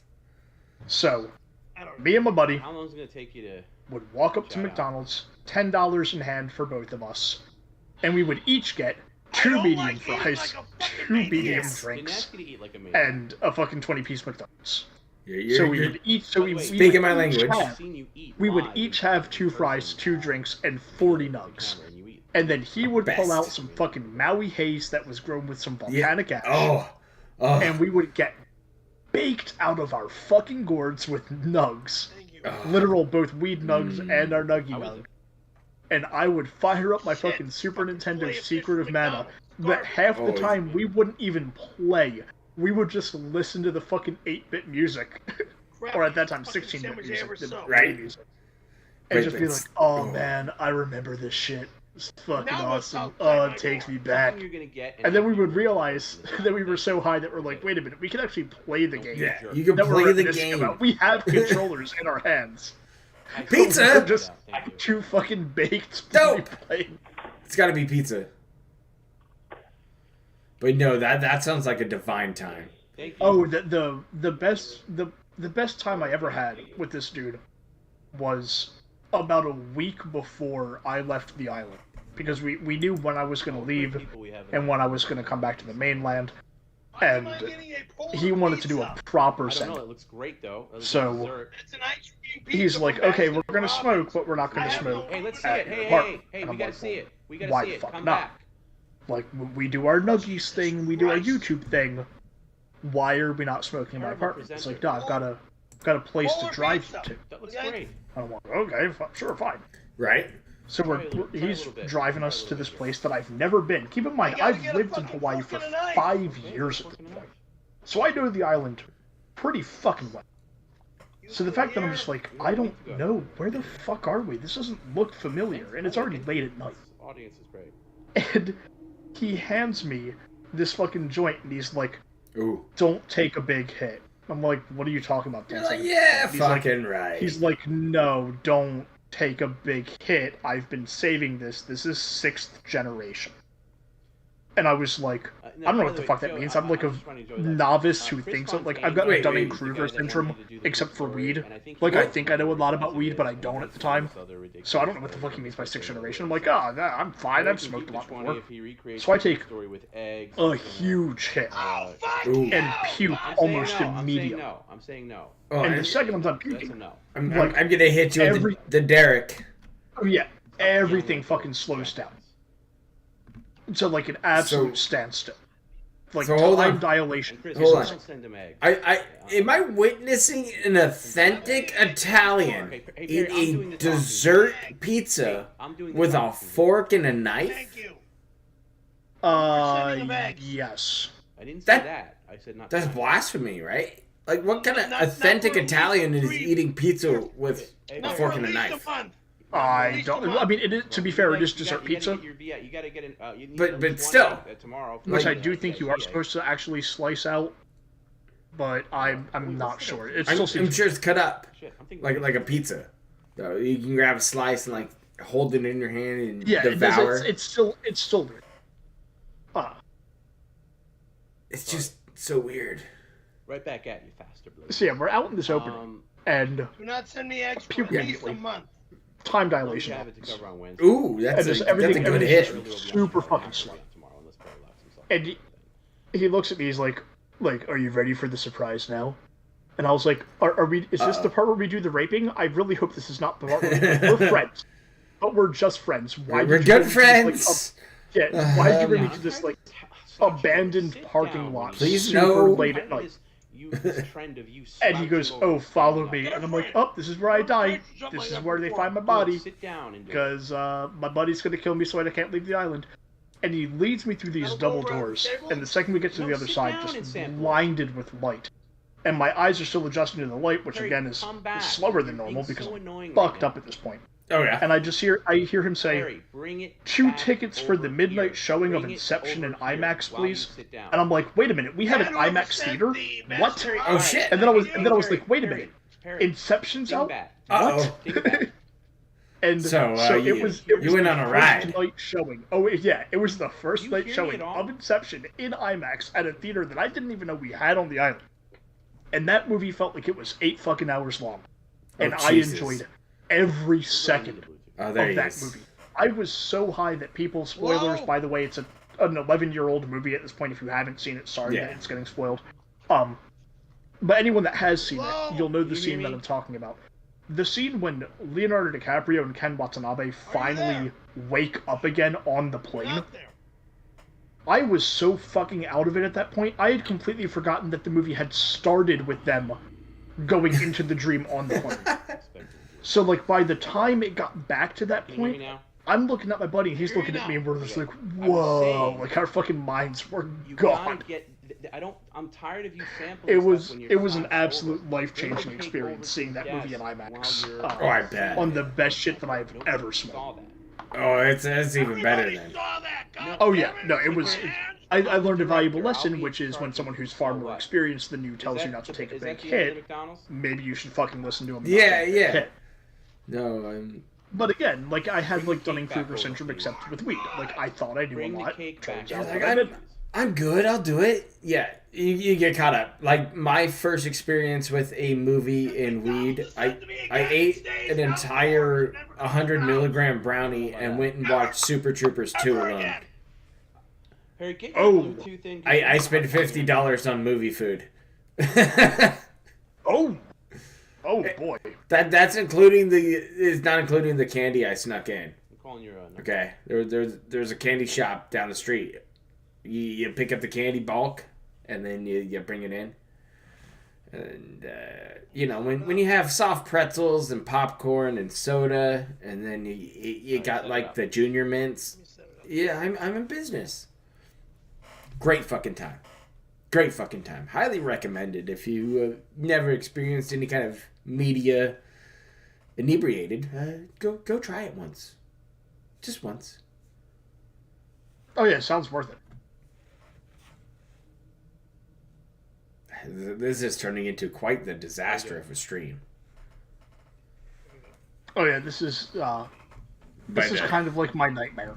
Yeah, this is terrible. For when I get back to streaming, like, this is kind of like my nightmare. The whole Murphy's Law, whatever can go wrong will go wrong. Yeah, I mean, it sucks, but Perry's doing some stuff, and he's usually pretty fucking funny, but at this point, now it's going to be boring for the rest of the night. But we'll cruise back to the Phil subject and close out the stream. But very, very funny stuff that Tom turned on a stream when Perry got locked out. Fantastic. Yeah, Good check-in. Good check-in. Solid. Back to Phil's statements about his bank leaks. Potential for assholes to come in here and troll and derail, and we basically shut all that down, which was great. Okay? Bing. So, in a nutshell, guys, here's the deal. All right? I'm just going to say as briefly as I can, as summarized as I can, to let you know what's going on. And then we're going to move on. Okay? The double... What? Triple throat. Last week, damn. It has come to my attention and my knowledge, finally, that I have been subject to the crime of identity theft. A federal crime, by the way. This is something that's incredibly serious. This is not just a little, someone's trolling on the internet. Through some kind of means, all right? Social engineering. Found out my personal information, whether it's stuff that was posted publicly or it's stuff that was not, because I know for a fact that there's access to information that should not be public whatsoever, my private stuff. These people went around the internet impersonating me, doing very malicious things, to say the least. Okay? I don't, again, I'm not supposed to say too much about it. What? Who advised you that? Because of everything going on behind the scenes.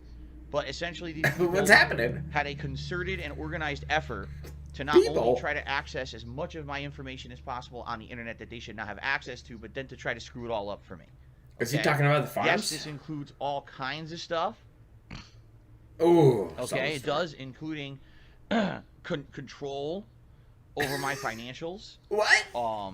I think he's talking about that hot Italian woman from Austin Powers, how we have a lot of vagina. Yeah. This is just a lot of people. Like that. A lot of people? Yeah, and essentially just try to do as much as they could to hurt me in any way possible. Like, it's pretty ridiculous the lengths that these people went. And I actually lucked out that I got a notification via email about someone messing around in one of my accounts, which then led me to research it and find out. So that's when he got locked out. That, this was happening. Now, without going into too much detail, because I can't. I get it now. What I can tell you is this. So sometimes it takes time to understand what's happening. So let me go through this step by step. So Phil had somebody go through his bank account in his credit reports and things like that. Boof over there on KB Farms did this. He claimed that he did it through just kind of, you know, what was it? Social engineering is what he called it. Which pretty much just smashing at the wall until eventually the key fucking worked. And he got through. And using that information that was on Kiwi Farms, he eventually got to where he could produce a credit report. And then people went forward and found out his, to get into his bank statements. And they could pull what he was credited on and what his debts were. So they found transaction history for years. And what Phil is doing here is trying to be like, well, they magically got here and it's all fake, but it's going to be a nugget of truth there somewhere. And, you know, you got to believe me because these guys are assholes and dicks and want to ruin everything for me, but it's not true. It's not, okay?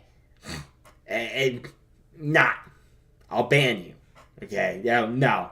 Well, it's 1651. What'd you mean? What'd you mean? You can absolutely not believe everything you're hearing on the internet, okay? Although most of the crap that's always said about me on the internet, a pre-authorized is very payment simple. of $16.51 If someone takes, from as I've called it over PayPal. the years, a nugget of truth, and they spin it to be something that it's not. There you go. There's your nugget of truth. And then use that as the grounds to now create a giant flood of misinformation and say, well, you see, well, this piece of it is true, so the rest of it must be true too. And I've been the victim of this many, many years. People making these conspiracy theories and crazy shit up about me. And I can't seem to dodge it no matter what I do. Because times that I've tried to debunk things and things have always backfired. What ends up happening is when I'm in the process of debunking something, something else is revealed that's now used to hurt me. Or people would do what's called moving the goalpost. All right?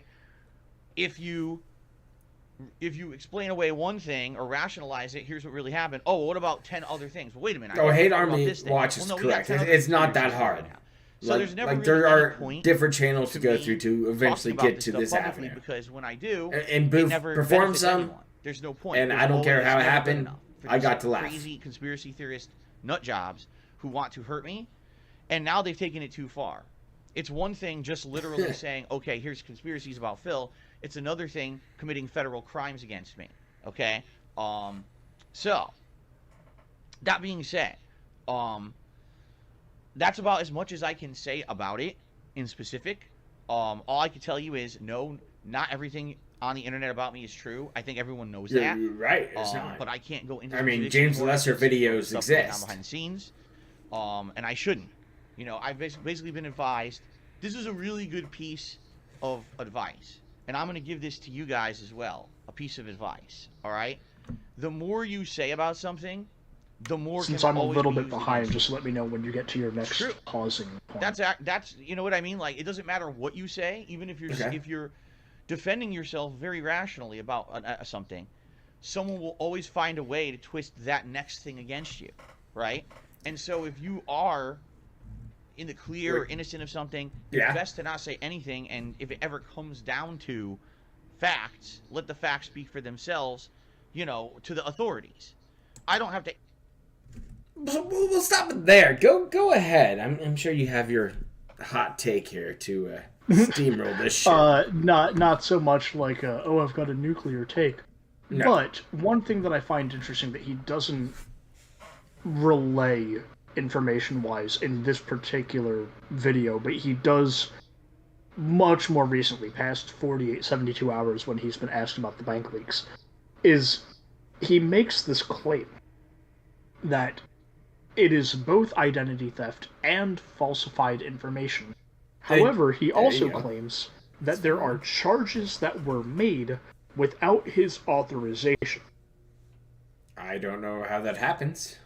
Now, what I would like to know is, if someone is in dire straits for, let's say, a period of 18 months, I don't know why I'd be pulling that number out, but let's just say 18 months. It's weird that I pull that number out, but So that would go back to, I don't know, roughly March of last year. Well, I know when I've been in dire financial straits, I have watched my own financial records like a fucking hawk. Just in case there was a single errant charge that I had forgotten about. There was some post office subscription thing for $3.99 that only gets charged once every 6 months, and I forgot about it. But it's there. Because those things happen. And so I would watch every day, every 2 days, just logging into my own bet just to make sure, because money was so unbelievably tight that I could not afford to let something slip by unnoticed without immediately contacting my financial institution and go, hey, I didn't authorize this, I need that money back right away because I've got this, this, and this coming up, and I don't want to end up on the street or without food in my stomach or whatever, whatever deleterious thing that could possibly happen as a result of me not watching my own financials like a hawk. I fully get it. To this day, I watch my own financials every day. Yeah. Every day I look at my bank account. So how did Phil, a guy that has been in, again, dire financial straits for at least the last 18 months, someone that keeps on saying, we just got to get over this hurdle, we've just got to get to the next month, we've just got to do this, we've just got to do that. Money. How did he spend $2,479 in a single day on WWE Champions? Well, and that allegedly. Allegedly. Let's boil it down. Those were PayPal transactions, okay? Yeah, that day just happened to be his birthday. Wow! So it just happened to be that April 6th, 2020, he spent $2,479 in microtransactions. Now, you're correct. It might not have been WWE Champions, but is assuredly it fits the scheme of microtransactions. Because if you look at what the county tax was at the time in 2020, because it has since changed for 2021, you had the Washington state tax of 6.5%, and then you had the county tax, which brought the total to 10.1%. It used to be 3.5%. Weird how this all now it is 3.6%. So it used to be 10% flat if you lived in Renton County, or whatever county Renton belongs to. Kings County, thank you. Yeah. It was a King County tax that was 3.5% in 2020. It is now 3.6%. So it was previously 10%. Now it is 10.1%. And it just so happened that when you look at Scopely is not a charity. Yeah, you look at the pay structure of WWE Champions, and you see that it's $19.99, $29.99, $49.99, $99.99, and then you see a slew of $14.99. Weird. Yeah, you see $109.99 in 2020. Well, gee, $109.99 is exactly that $99.99 plus 10%. Yeah, the 110 fucking 09 is that $99.99 plus 10.1%. That 1651 is the $14.99. $14.99 plus 10.1%. Right, and these charges were happening to the point where he was overdrafting. They were happening to the point where he was just kept pulling. Now, thousands you want to know a super and fun thousands one? of dollars. Something that didn't get really mentioned. That particular day, the $2,479 day for his birthday, happened to have a Hulk Hogan event. The Immortal one? Yeah, I believe it was actually Hollywood Hogan. Oh, that no. That All ended the at Hogans. 10 a.m. his time. Now, if you look at the records from the spreadsheet, there were 7 transactions that were for $220 or $221.98. God damn! Now, and there were 7 of those. Blistering. Now, what makes that special is that particular transaction number was for a special loot coin package that Stalker had put in just for the Hogan event that they haven't done since. Oh no, he did his research. Let me get the candy out, because this is going to be good. Keep going. Yeah, there you go. It's Scopely only had that package out for that Hogan event. Oh no! So the only time you could spend in chunks of $200, it was like $219 or whatever it was. Yeah, it was $221. I believe it's $221.98. Yeah.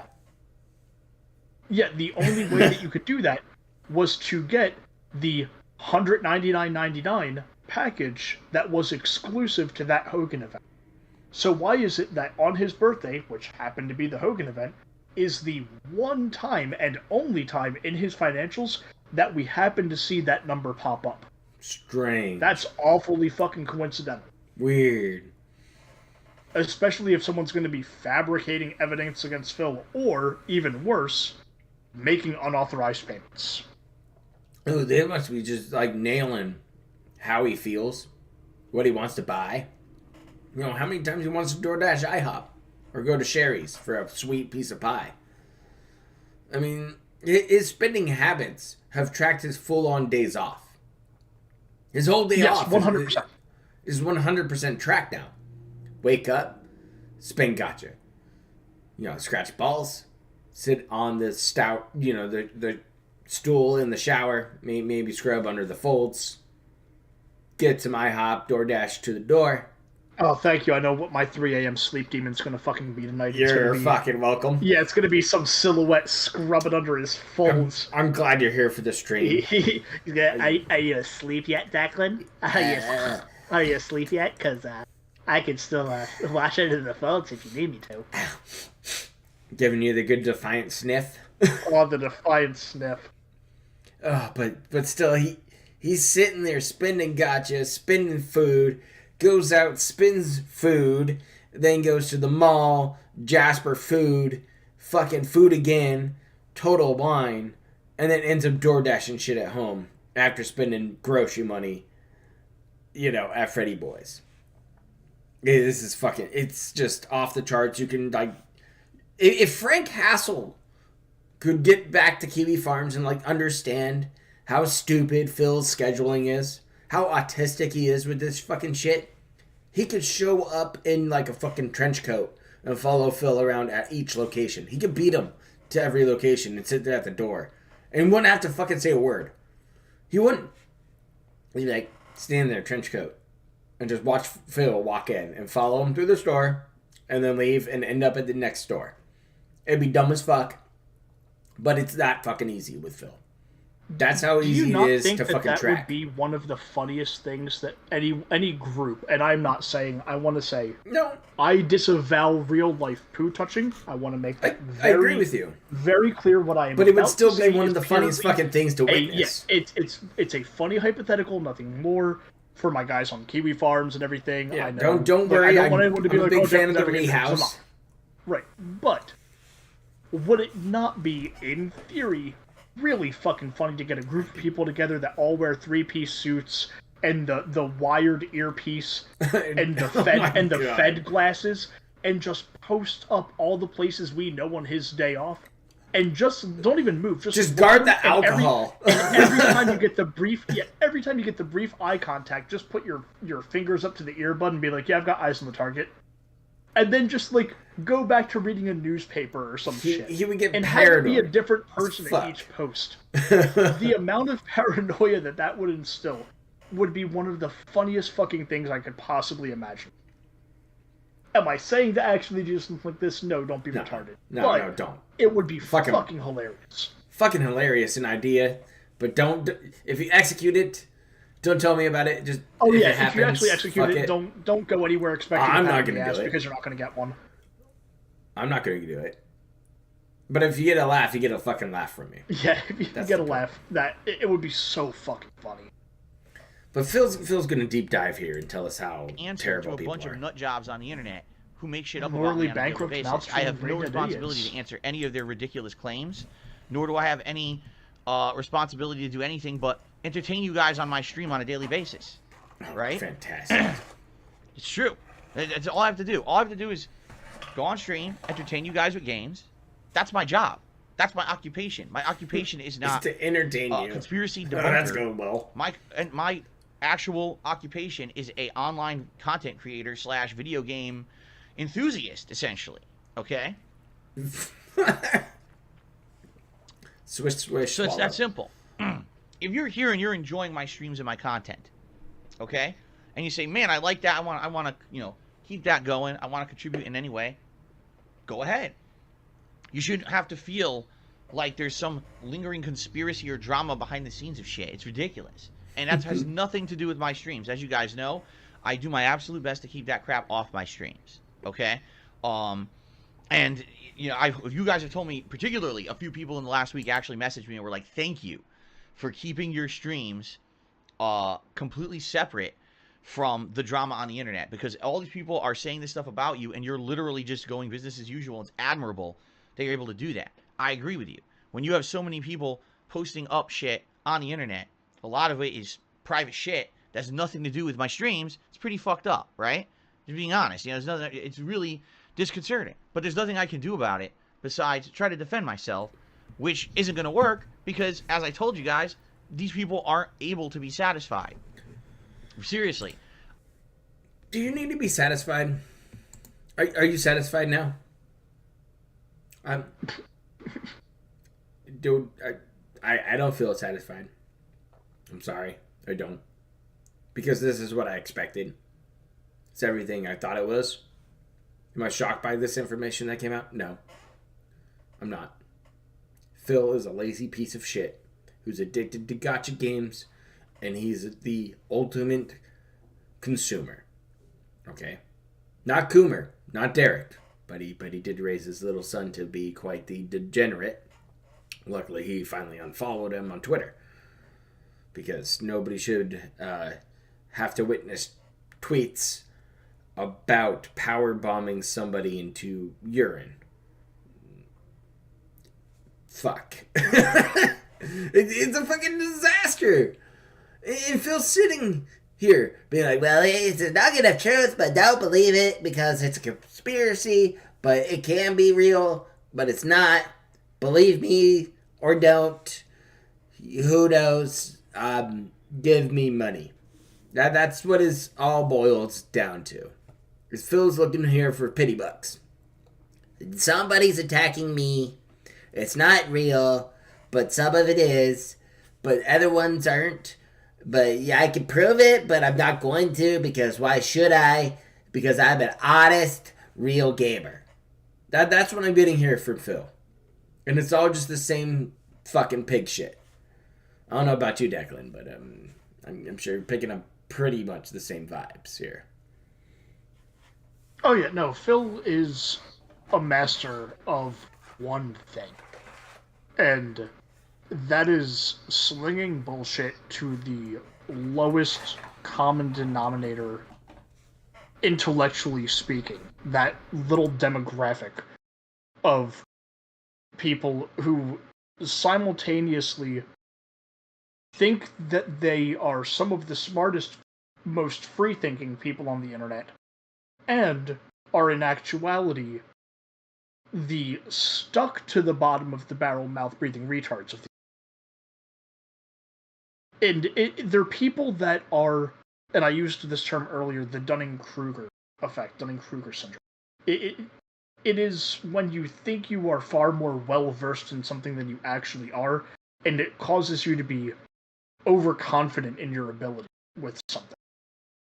And his fan base, and Phil himself, they are walking manifestations of Dunning-Kruger. They are too stupid to know that they're stupid. Oh yeah, it no. was like I believe Einstein once said, like, all I know is that I know nothing. That could have been like Aristotle or something. It was a philosopher of some sort, a smart person, someone much smarter than I will ever be. All I know is that I know nothing, and it's this self-awareness that, in the grand scheme of things, we should not have hubris. We should not dwell in this area where we think that we're the authority really on anything, because eventually a time will come around where someone else much smarter will come and prove us wrong. Right. And it goes to say you don't want to be the smartest man in the room, right? Right, because if you're the smartest man in the room, you're probably just dealing with idiots. Yeah, you're in the wrong fucking room. Like go be the fucking noob. Go be the fucking guy who's gonna get shit on for trying to voice his opinion and learn. Like, there's nothing wrong with being wrong. Yeah, and that's what Phil's great at. You have to make your fucking mistakes.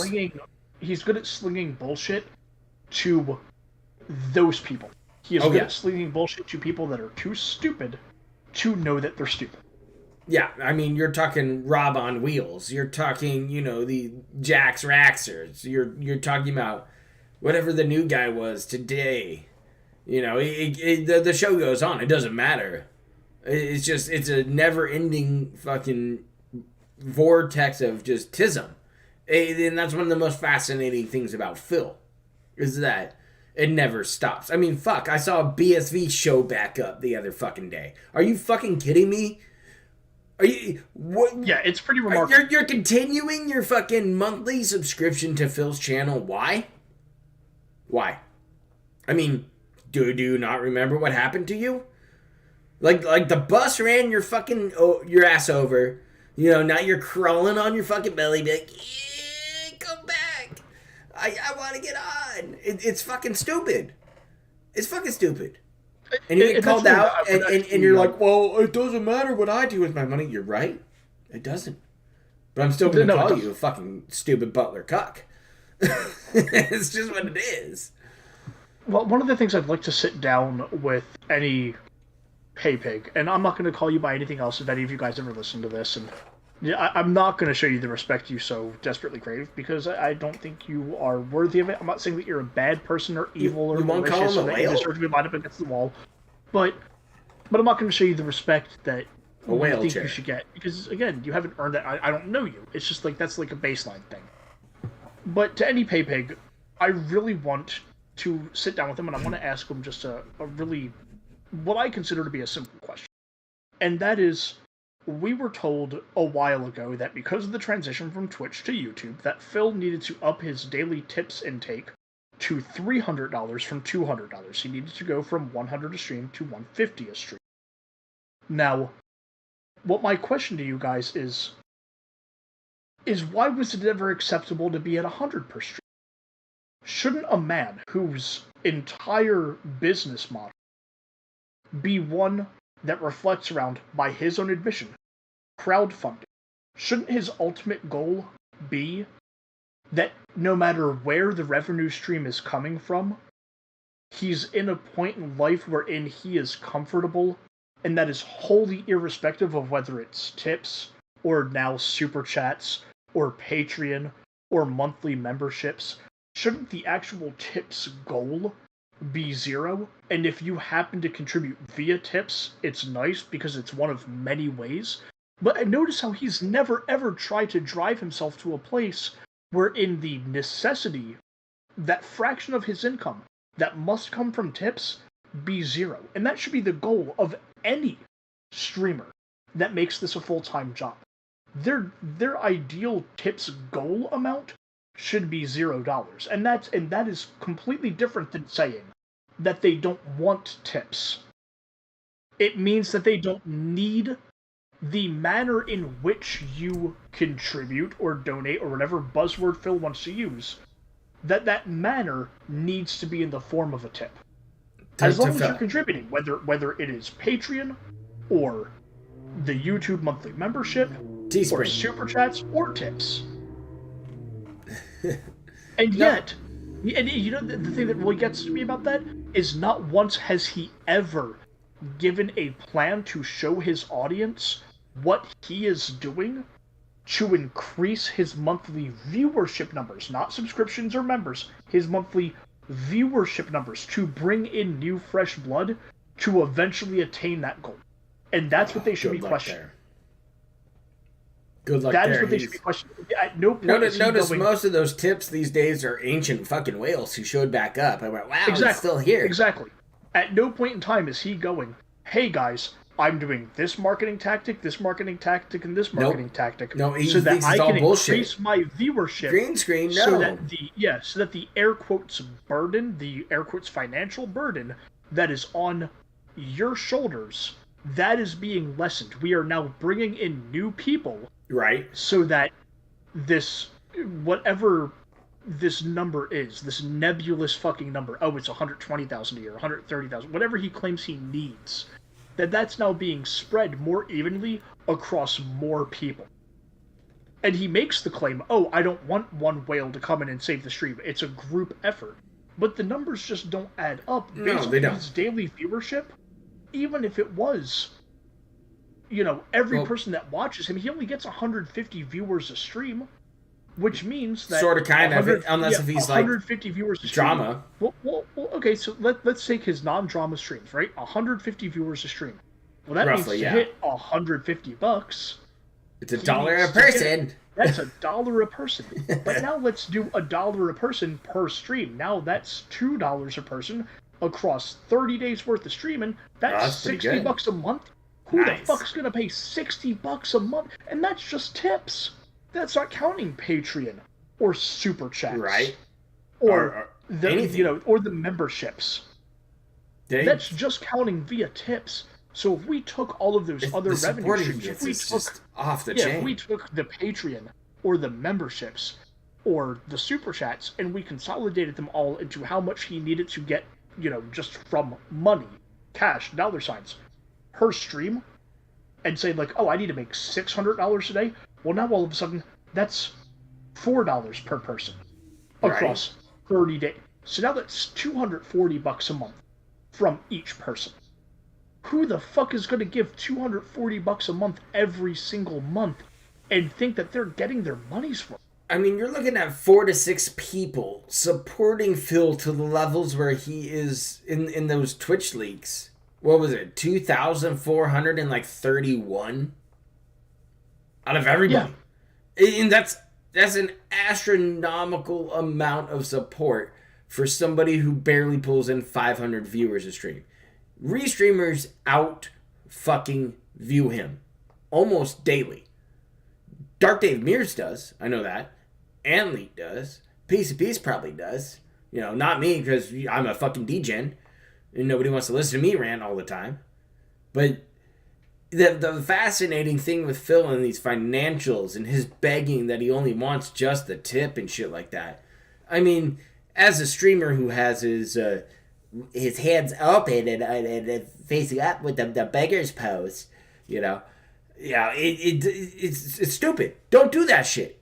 Don't ever ask people for fucking money on the internet. Don't do it. It's fucking dumb. You're better than that. Enjoy your time here. I don't give a fuck about the money here. I don't give a shit. Because I just usually turn it around and bring it right back to the channel. We do community events and we do other fucking fun shit and I upgrade the fucking stream all the time. At least I try to. I'm a busy fucking guy. I work fucking 55, 60 work hours a week. I get it. I'm happy to be here, though, and do this kind of shit like tonight. It's fun for me. It's an experience that I get to enjoy with you guys. I don't give a shit. Super chat, tip, whatever. Fucking Cash App, it's all fucking there. I don't give a shit. Or don't. I don't even give a fuck about that. Don't give me money. You know why? Because I spend it on weed and booze to tolerate this bullshit that you're going to watch right now. Which is Phil telling you that the super chats are different than the tips for reasons. Reasons only some greedy fucking begging motherfucker would go to. It's crazy. It's crazy. It just doesn't stop. The grift continues. Okay. Let's see here. The next tip is someone who's criticizing my vest goal and basically saying the following. I'm going to put it in a nutshell. They don't understand why I don't count super chats towards the tips goal. Because I've been paid several times over since I left Twitch and came to YouTube, and I don't understand why this can't be counted towards the goal. All right, I don't know how many more times I can explain this. Really, I don't. It's to the point now where it's like people don't actually want an explanation. They just want to be jabbing me in my side about it. Because I've literally explained the situation. I've got a good take for this. I've got a good take, and I think it's kind of weird. Question again. And it's a little counter to what most people might think. I think Phil can be justified for separating his super chats and his tips. He has every right to do it if he wants. The problem with this is that there isn't any incentive to give him a super chat at all right now. Why give him a super chat? Give me one fucking good reason why you should give Phil a super chat. You can't name one. I'll wait. Fuck. I'll let Declan rant if he wants, and I'll mute myself and go get another beer. I don't think I have a rant for that. I do think that if he consistently starts making less money from super chats, even though he refuses to acknowledge them as a truly valid form of payment, and by that I mean he gives the cursory, thank you for the money. Outside of that, he really doesn't acknowledge it as a valid form of payment because he's talking about, I need tips right now, money please, money me now, me money needing a lot now.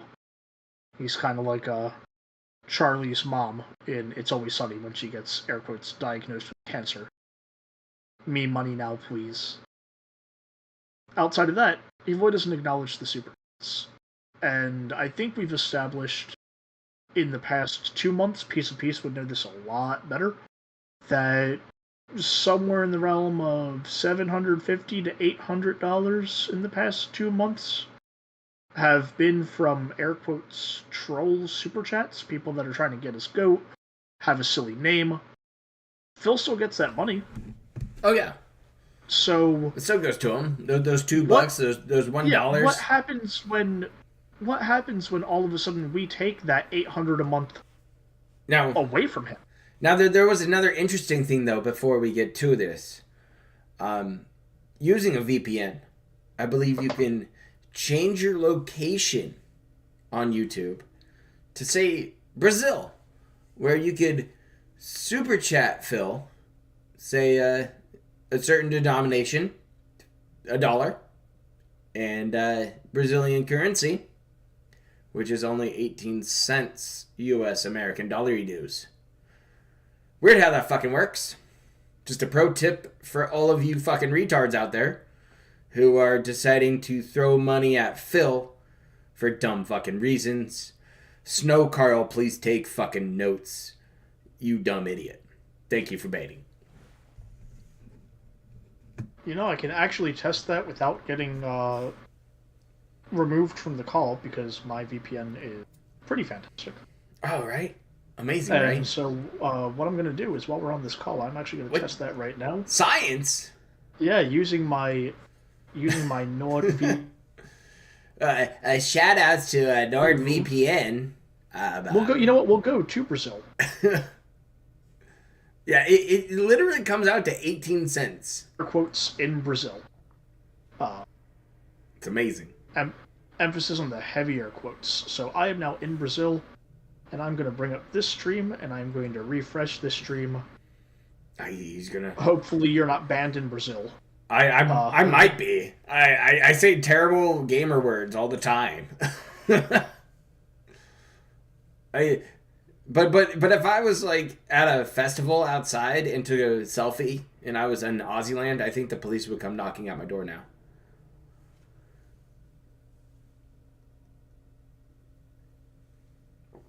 Oh, did he disappear? So let's see. Oh, he's going for it. Yeah, it should auto-convert the currency. It's weird. It does. However, here's the interesting thing. Oh, it does? It's asking for my tax information to confirm that I'm actually in Brazil. Really? Yes. Uh-oh, Snow Carl. Uh-oh. All right, so that's interesting. That's yeah, good it was info. actually asking. So when I went to actually send you a $1 Brazilian super chat, which would have came out it to like asked me 18 cents. Now I'm wondering if that. Now since we're here, I mean, we can talk about other things while I'm also just doing a little bit of science here. Oh yeah.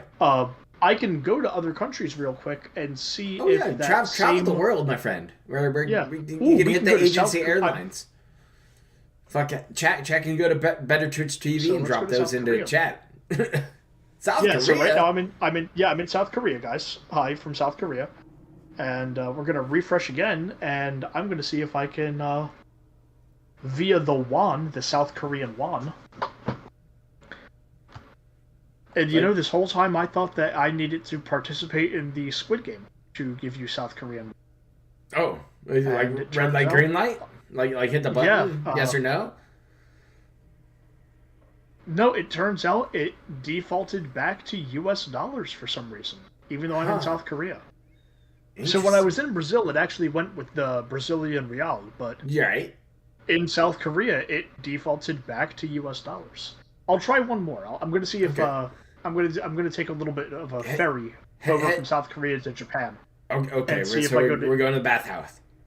Yeah, I'm going to go to the one that K. Gallion went to, where he got overcharged at the fucking Buy Me Drinky place. That's a good one. So I'll go to K. Gallion's Buy Me Drinky place and so we're going to a host see what club. happens there. Very good. I mean, who doesn't want some hot guy or gal like just hanging out with them in Japan?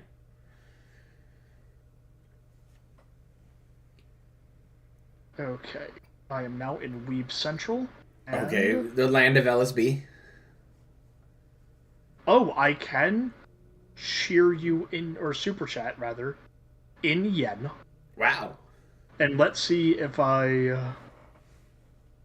That's weird. Yeah, and it will let me just straight up do it in yen. That's crazy. It just shows up. That's weird. I didn't think it would.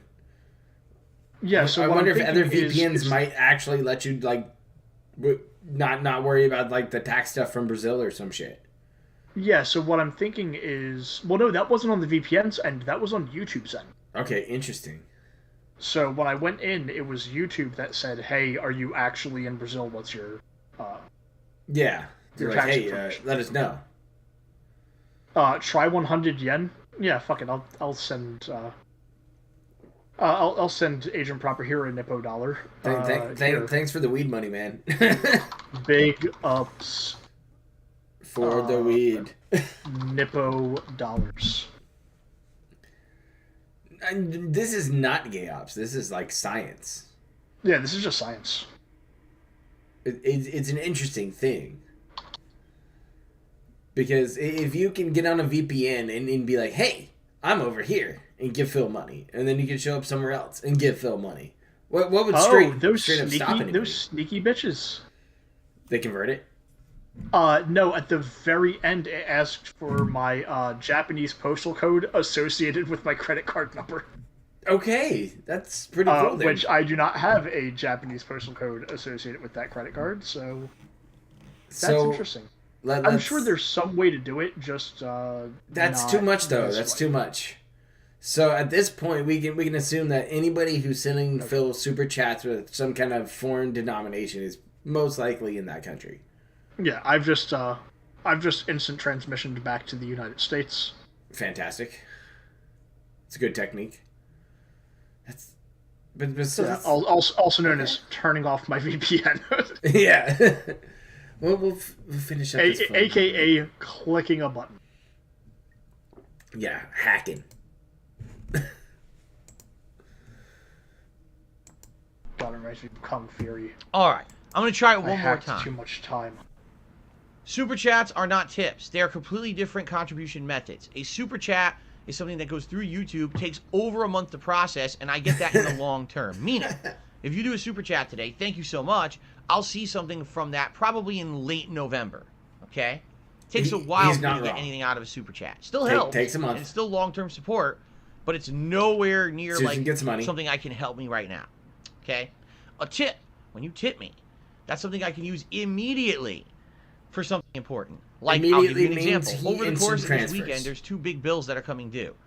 I got both my internet bills as well as my dues here for my condo. Both of those come due over the course of this weekend. Okay? Now, good news is, because they come due on a weekend, likely payment won't be taken for those till Monday. So I have this weekend to raise enough money in tips to pay those bills. If I don't, those bills don't get paid. Oh, no. Because you might say, well, I don't understand what happened to your YouTube payment. You mean my YouTube payment that came in over 2 weeks ago, that paid the mortgage, that paid my tax? Please stop, Phil. Now, what is he worried about here? These payments coming in and things like that. these instant tips that he receives. He's so worried about getting them because YouTube might not give him his payment right away, which allegedly happens. Hint, hint, wink, wink. If it's the 21st and it's a Saturday, you're not getting paid till fucking Monday. Deal with it. Budget your fucking money accordingly. You get to see what your revenue is. YouTube lets you know. You probably fucking know. You can check your fucking PayPal instantly. He was lying about it anyway because today's a federal holiday, so they wouldn't clear until Tuesday anyway, and he knew that. I mean, this is an older video, just to put it out there. This is October 8th.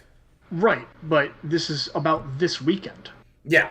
Meaning that, and he talked about in this video, the bills are due on the weekend, but they'll clear Monday. He knew full well that they wouldn't clear today because today is a federal holiday. They wouldn't clear. He has to wait till tomorrow. Yeah, they would clear tomorrow, which means he had even more time and tried to lie to his audience. Yeah, again, Phil needs the money. He needs it now for bills. Magic bills. Because Piece of Piece tracks these bills, right? Can you name one of these bills that ends up right here at this date that costs about that much money he's asking for? Even if it was the internet bill plus the condo dues. The condo dues are $395. The internet bill is about $360. So you're talking about $750, which is remarkably close to what he needed coincidentally for the WWE Champions, which was $755. I mean, you're right. That being said, here's the issue with that. The internet has always been due the 12th or 13th, and the few times that it has been due on the 11th have been outliers. And the condo dues are usually due like the 7th and 8th. Now, have there been times where the condo dues have been paid on the 9th or the 10th? Yes, but again, those are outliers. So there were just a couple times.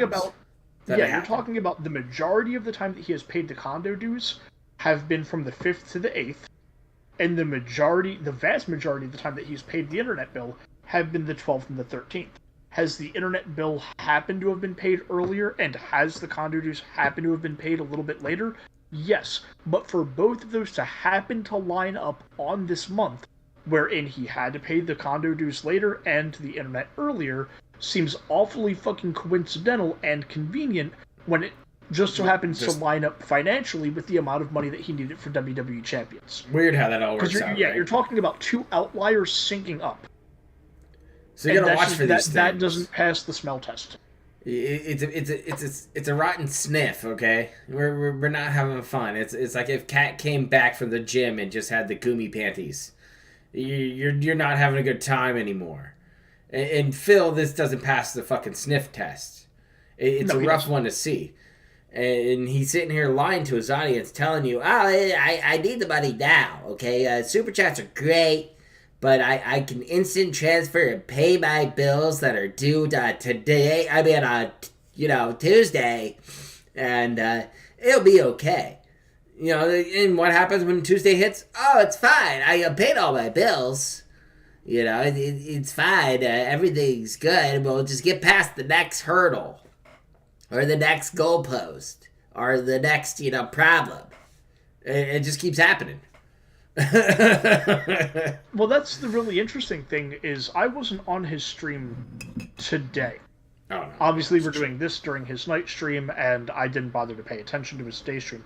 But if anyone here did pay attention to his day stream, one of the things I felt was conspicuously absent, because I'm in enough Discords where someone would have pinged me and been like, hey, Declan, did you see this thing?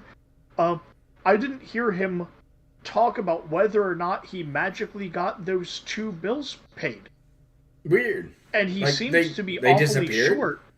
Yeah, he seemed to be awfully short total for that $800 as of Sunday evening. Like, he did make a good amount of money on Sunday evening with the end of Hades.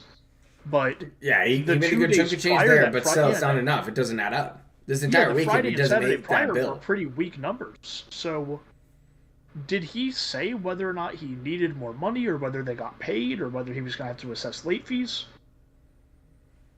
Yeah, that's the thing that I would really love to hear from the stream today. Because if he didn't say those things, or if he didn't mention the fact that the bills wouldn't had to have cleared because it's fucking Columbus Day, notice how that never got mentioned today either. Oh, no. We didn't get a tweet about it either. No happy Columbus Day? What the fuck? Could you imagine that shit? Yeah, we'll get happy 9/11 and happy D-Day, but we won't get happy Columbus Day. Sorry, dude. Yeah, you showed up at the wrong fucking spot. It didn't count. It's like playing the fucking wrong port at Evo. Nobody gave a shit. Happy 9/11, happy Tower Day. Taxes, that paid my health insurance, that paid all these other bills, and is gone because it's not an unlimited amount of funds. Yeah, it's gone. The YouTube payment's gone. It paid all my bills. And now it's it's gone. tips to pay the rest of the bills until What's I that? get paid by YouTube again. It's always around gone. the 21st. There's This no is not money in rocket this science. This is how adults live. Okay? So, if you're someone who, you sit around, you have 2 bills, a credit card and a car payment, and you have no other thing besides maybe your rent, and you wonder, where's Phil's money go? I actually have a ton of bills that I have to pay. A ton. All right? I have a lot of responsibilities. Maintaining this household and this family. It's that simple. Okay? Oh, So, there's the angry Smith. Yeah. So right now you say, well, why don't you count the super chats with the tips? Because they're not the same. Super chats, I won't get anything out of a super chat till over a month. All right? Tips I get right now. Tips I need right now to pay these fucking bills that are coming due. I need to emphasize tips as the major focus and the major way to support my streams because I need the money to pay my fucking bills. This is not rocket science. This is not a complex, Holy shit.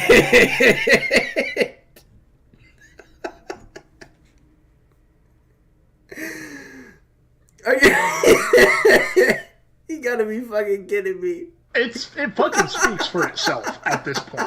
I don't even have to commentate on it. I mean, this I don't think anyone does. And I think that's the point, is the fact that we've got this guy that says, oh, if you're a mature adult, you know how bills work. And I've got tons of bills. This family and this household running.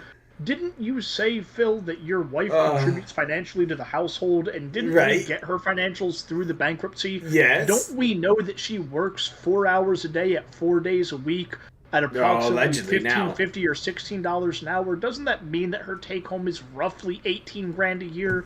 Wouldn't that roughly cover just by itself the fucking mortgage? Yes. That is $18.33 a month. What are you talking about? You need to pay these bills all the time. I already broke down on my own fucking I already broke down on my own fucking Twitter the fact that the money that you were making from Twitch when you were on Twitch by itself was enough to pay all your bills. You made $5,388.88 on average a month from the time that you were business expenses. Yep, until May of 2020, that is your average, which meant that your average take-home, based off of the worst-case scenario of 24% federal income tax and the 1.5% B&O, which would be additive for 25.5, your average take-home would have been $4,014 and change a month. That's you pretty could good. pay all of your bills for that, which meant that all of your money from tips and ad revenue and bits, all Keep of going? that shit. No, you're not done yet. There's other avenues. Oh yeah, Patreon and Teespring. Yeah. All of that shit. What about the Could've been behind the pocket scenes? And the behind the stuff? scenes mommy and daddy donations. Oh, there you go. All of that Cool. could have been pocket money. Good God, right? Even if you didn't have any of those other revenue streams, you could have saved $200 a month just from your Twitch income. Because your monthly bills amount to roughly $3,820 a month, Phil, and you were bringing home $4,014 on average. That's pretty fucking sweet, man. You're coming up. That's just shy of $200 a month, by God. And Phil lives well off. I'm not gonna lie. He has a decent setup. Middle unit condo in a gated community is not my jam. Give me a little bit of land. But Phil enjoys that lifestyle. He likes to live close to food and shopping and convenience. That's what he was raised with, in the mean streets of Connecticut. That's what he liked to do with his mom, That's just what he grew up as. It's his habits. Now, Zambi, we have no evidence of that, but we do have evidence that for the bankruptcy, he had not, from the time of the filing of the bankruptcy, he had not donated to any charity by his own admission in the previous 5 years. If he donated to charity, he's probably donating at Fred Meyer's on like the keypad when you finish your transaction and they have. Where you round up to the nearest dollar. The round up to the nearest dollar, or like, hey, donate like $5 to this, like men's cancer research or women's breast cancer research, and it's the corporate fucking taxable charity drive. The corporation keeps a lot of that fucking money. That's why I don't do those. Because they keep a large percentage of it. That's how that shit works. I mean, just look at Awesome Games Done Quick. They do the same fucking things with Doctors on Borders. They've done it for years. People cut a paycheck and then they pocket shit. Mike Umada taking a $200,000 paycheck home every time they do a fucking event? That's weird. Weird, right? And I get it. I mean, pay your fucking self, but don't be a greedy piece of shit. And pay yourself $200,000 per event. That's kind of absurd. Right? I mean, I don't give a fuck if you pay yourself a couple $1,000s. Fuck. Weekend, give yourself $10K. Walk away. But some of these dudes are just raking in cash, and it is gross at times. And I get it. Shiok or Shiok, I apologize. I don't know. I mean, I'd call you Shaq if I had any inclination as to how to actually pronounce your name. I don't know that he would even put the $500 Monopoly bill in it.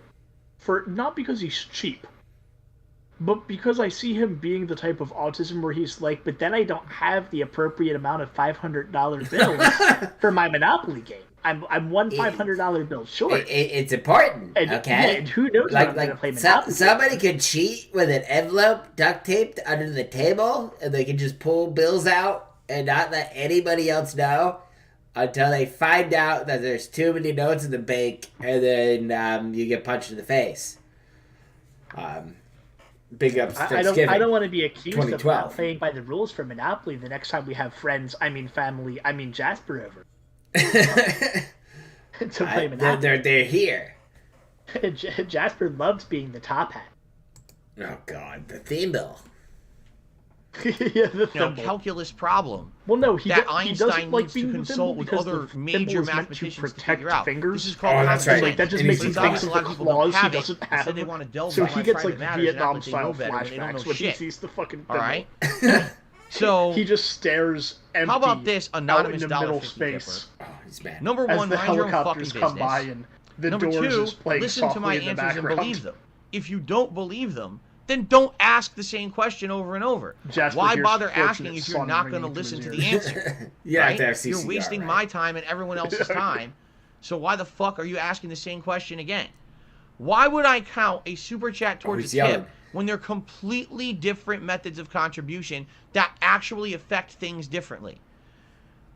Would you count, if someone hands you an apple, would you put it in your basket of oranges and count it as an orange? No, because you're not stupid. But I would count so stop it asking as stupid food. Questions. You're asking people for food, Phil. Literally, DoorDash dollars. Email. No, I did not, love. You can't be mad at them for giving you 5, 10, 15 in a month. So I would ask for resend it because I don't think I saw it. You just shut up and by say the way, thank you. Love, the reason you were banned is because you were being insanely fucking annoying on the stream and just being a dick. And people had enough. I've gotten multiple complaints and people had enough, and I said, well, fuck it. Chicken Man sent me $1.50 and says, today's the release day of the Switch OLED. No one is talking about it, and I hear my local Best Buy has tons of them left after the small line this morning. Seems no one could care less about this thing, and the screen should have been there from the start. Exactly. What are you going to spend? What do you need that for? It doesn't improve the performance of your games. The Joy-Cons are the same as the fucking Joy-Cons on the original. All the things people wanted to improve did not. All they did was slightly tweak the screen.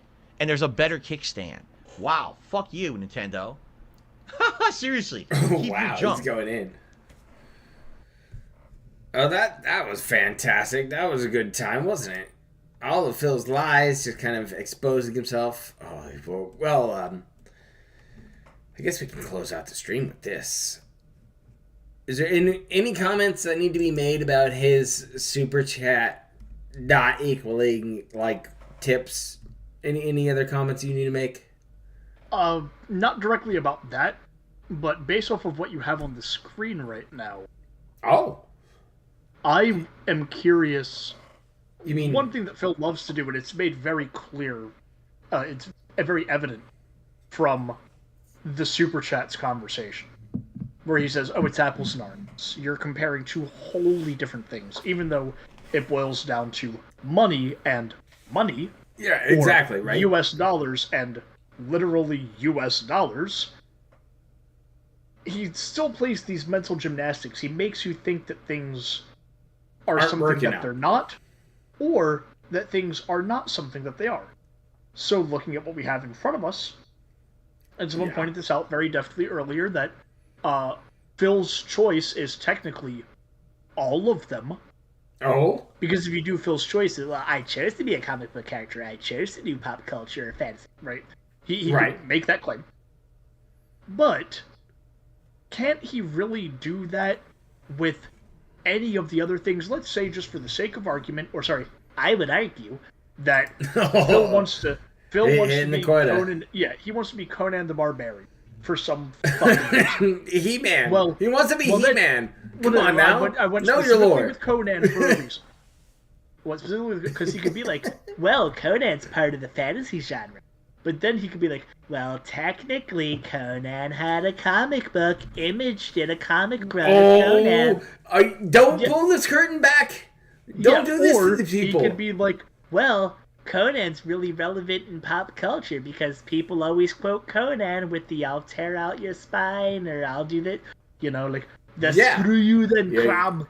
Like, all of that. You're following it. You saw it last year. You saw it the year before. Yeah, you've got it. He's gonna do that. As Anani said, pick a costume, buy it in advance, and then choose 3 loosely fitting adjectives. Nailed it. Anani knows the scam. You should fucking know the scam. You supported the fucking scam, didn't you? Well, we're about to support the scam right now, live on stream. So, chat, it's up to you, agents. You got 1 through 4 here, with poll number 1 for the costume for the piggy. What are you going to pick? I think there's only one correct choice here, because it's the one that I think pigeonholes him the most. Oh, okay. And I think that's fantasy. Oh, what is he going to be? Is he going to be a greedy little goblin? Well, yeah, I think fantasy pigeonholes him the most, because out of all of these, fantasy is the one that has the biggest fucking group of nerds that will go ham on him, no pun intended, to the piglet. They are the cat ladies of lore. Something wrong. Yeah. If he gets something wrong, I think that they will shred him fucking hard. Yes. They will hurt his feelings. He can be a money creature. Too late for that. That costume's taken. Sorry. Fantasy. Me, just as a spoiler alert, if any one of you guys wants to if any of you guys eventually want to come to my streams when I start streaming again, which will be months from now after multiple rounds of surgery. But just to give you some insight as to my humor, what I would have done had I been able to do play dress up this year for fucking Halloween is I would have shown up on camera as an obviously transitioning spider and claimed that my pronouns had changed, and I was showing up as Helop from Lord of the Rings. And that would have been the type of costume that I would have shown up as. Dude, do I think that Phil's gonna do that? No, I highly doubt that. I'm gonna piggyback off of Hate Army Watch here. That Phil's gonna be an alchemist. Oh, no. Phil's Halloween costume is gonna be a VTuber. He's gonna be a VTuber for a night. Could you imagine that stupid shit? That would be fucking. I give him credit. I give him kudos if he ever pulled shit like that off, because it's stupid as shit. It's stupid as shit, but it would make me fucking laugh. So chat, you still have the option 1, 2, 3, or 4. What are we voting for? Surprisingly, chat, you know what to do. Let's get those 3s in chat, buds. I mean, I'm not trying to influence anything. I'm not trying to overturn the results of a fair and balanced election here. But There's tampering. Fantasy's gonna be the funniest. there was tampering here, and it's not allowed. Yeah, this Twitter poll was run by Dominion. I don't know what. It's not even a Twitter poll. This is his YouTube. Oh, is this the YouTube poll? Oh, Jesus. Yeah, this is on YouTube, and there's 3 of them right now, and we're gonna go through them. I was gonna just slideshow them, but this is far more entertaining, I think. We get to let the chat kind of choose and pick of what they want. How is he gonna like? What is he gonna dress as if he goes fantasy? Like what? That's why I want to see. That's why I think fantasy's the best option. Isn't it? Because it's like, what will he actually? Because fantasy fans will not let him wriggle out of that. Well, technically, it's my stream, and it's the United States of proper, and we're gonna pick fantasy. Because stupid. And a bunch of idiots picked Phil's choice, which is the same as the other choices. Because it's always Phil's choice. Well, at least we know right now, I mean, we can actually, everyone here watching can help rig this election and get a bunch of 3s in there. Allegedly, maybe. Allegedly. I'm not saying to do that. But it's, it's maybe a theoretical possibility.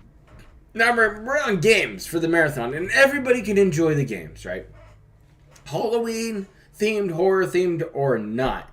Phil's going to have a fun time doing a marathon for raising the tax goal for the Save the House Halloween marathon.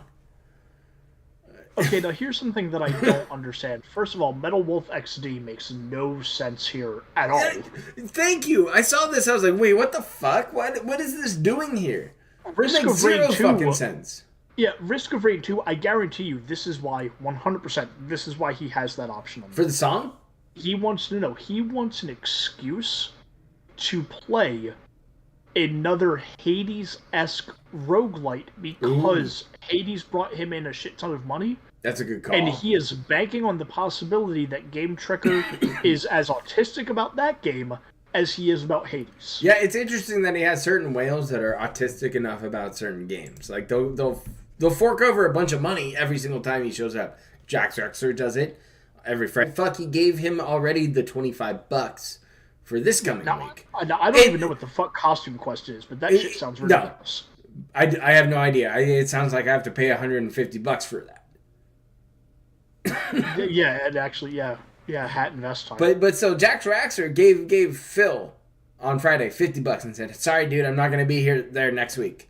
You know what Phil did? Postponed fucking Street Fighter. Jesus. Yeah. Are you fucking kidding me? He's thinking about it. Postponing Street Fighter. I know it's on the schedule. We saw it earlier, but he's thinking about it. I mean, I'm not going to complain because Street Fighter's boring as fuck. All he does is run away from Gochi and hopes he bodies just an entire random lobby until he runs into somebody who kicks the shit out of him, and then he complains about lag. It's textbook. I have been thinking about picking up that collection just to add to the list of people that he runs away from. He should really just fucking play on Fightcade. Let's be honest here. Fightcade has a bigger player base. I don't give a fuck. He would get absolutely fucking bodied. I'll be honest. Phil can play the game with probably about 80% of the people. He could probably beat them pretty easily. On Fightcade? Fuck no. No. In this normal lobby bullshit he plays right now. Oh yeah, no. 80% of the people he's beating the pants off of them.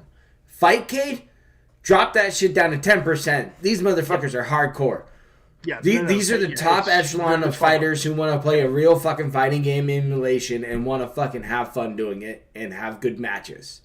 Phil can't compete. The amount of complaining he would do would just melt his brain. It's a Halloween-themed RPG. It isn't bad at all. It's really short, and it's by the developer Double Fine. Double Fine's dope. As far as that first one is concerned, I'm okay with that. I really don't want to see him ruin Silent Hill for me. The original Silent Hill holds a special place in my heart.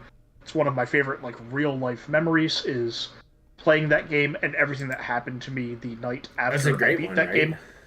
The original Silent Hill, fucking classic. So what are we going here for this first poll, chat? I think the Suffering is just like the one game Suffering where is a fucking meme. It has to be, right? One, it's a meme. Two, it's the one game that might actually fucking scare him out of that list. Oh yeah, Silent Hill, the graphics it'll just run don't him hold away. up for it to be frightening. He's also played it before, so he knows where all the scares are. Exactly. He's gonna be full clown mode for Silent Hill. Metal Wolf XD doesn't have a place on this list. He's baiting that one. Well, no, I think the one he's baiting is Risk of Rain 2. I think he's doing both. Another... I think he has two whales set up for those. I think Risk of Rain is for Game Trekker, and then I think Metal Wolf is for somebody else, Patriarchy or somebody like that, who's going to show up for those kind of streams. He likes to do this kind of stuff. He wants one there and then one kind of like off to the side. You know, if you notice any of his shit. Though. I know. We're going to dive into that one. That's a fucking gem. That's a fucking gem, and that's what I've been waiting for almost all night, and that's why I want to close out the stream with this one. Okay, yeah. Take it away, because I just want to see your reaction to these fucking... Oh, my God. I think, first off, we have to be honest. We're picking the Suffering. I don't care if that's 13%, but that's the fucking shit you pick. It's the most entertaining game here for this, in my opinion. I mean, people are going to pick Silent Hill because they're dumb. But Silent Hill is a great game. No lie. But the second poll. Halloween 2021 Marathon Games poll number 1. Note, there are 2 Longo polls, so please vote in both of them. Thank you. We did.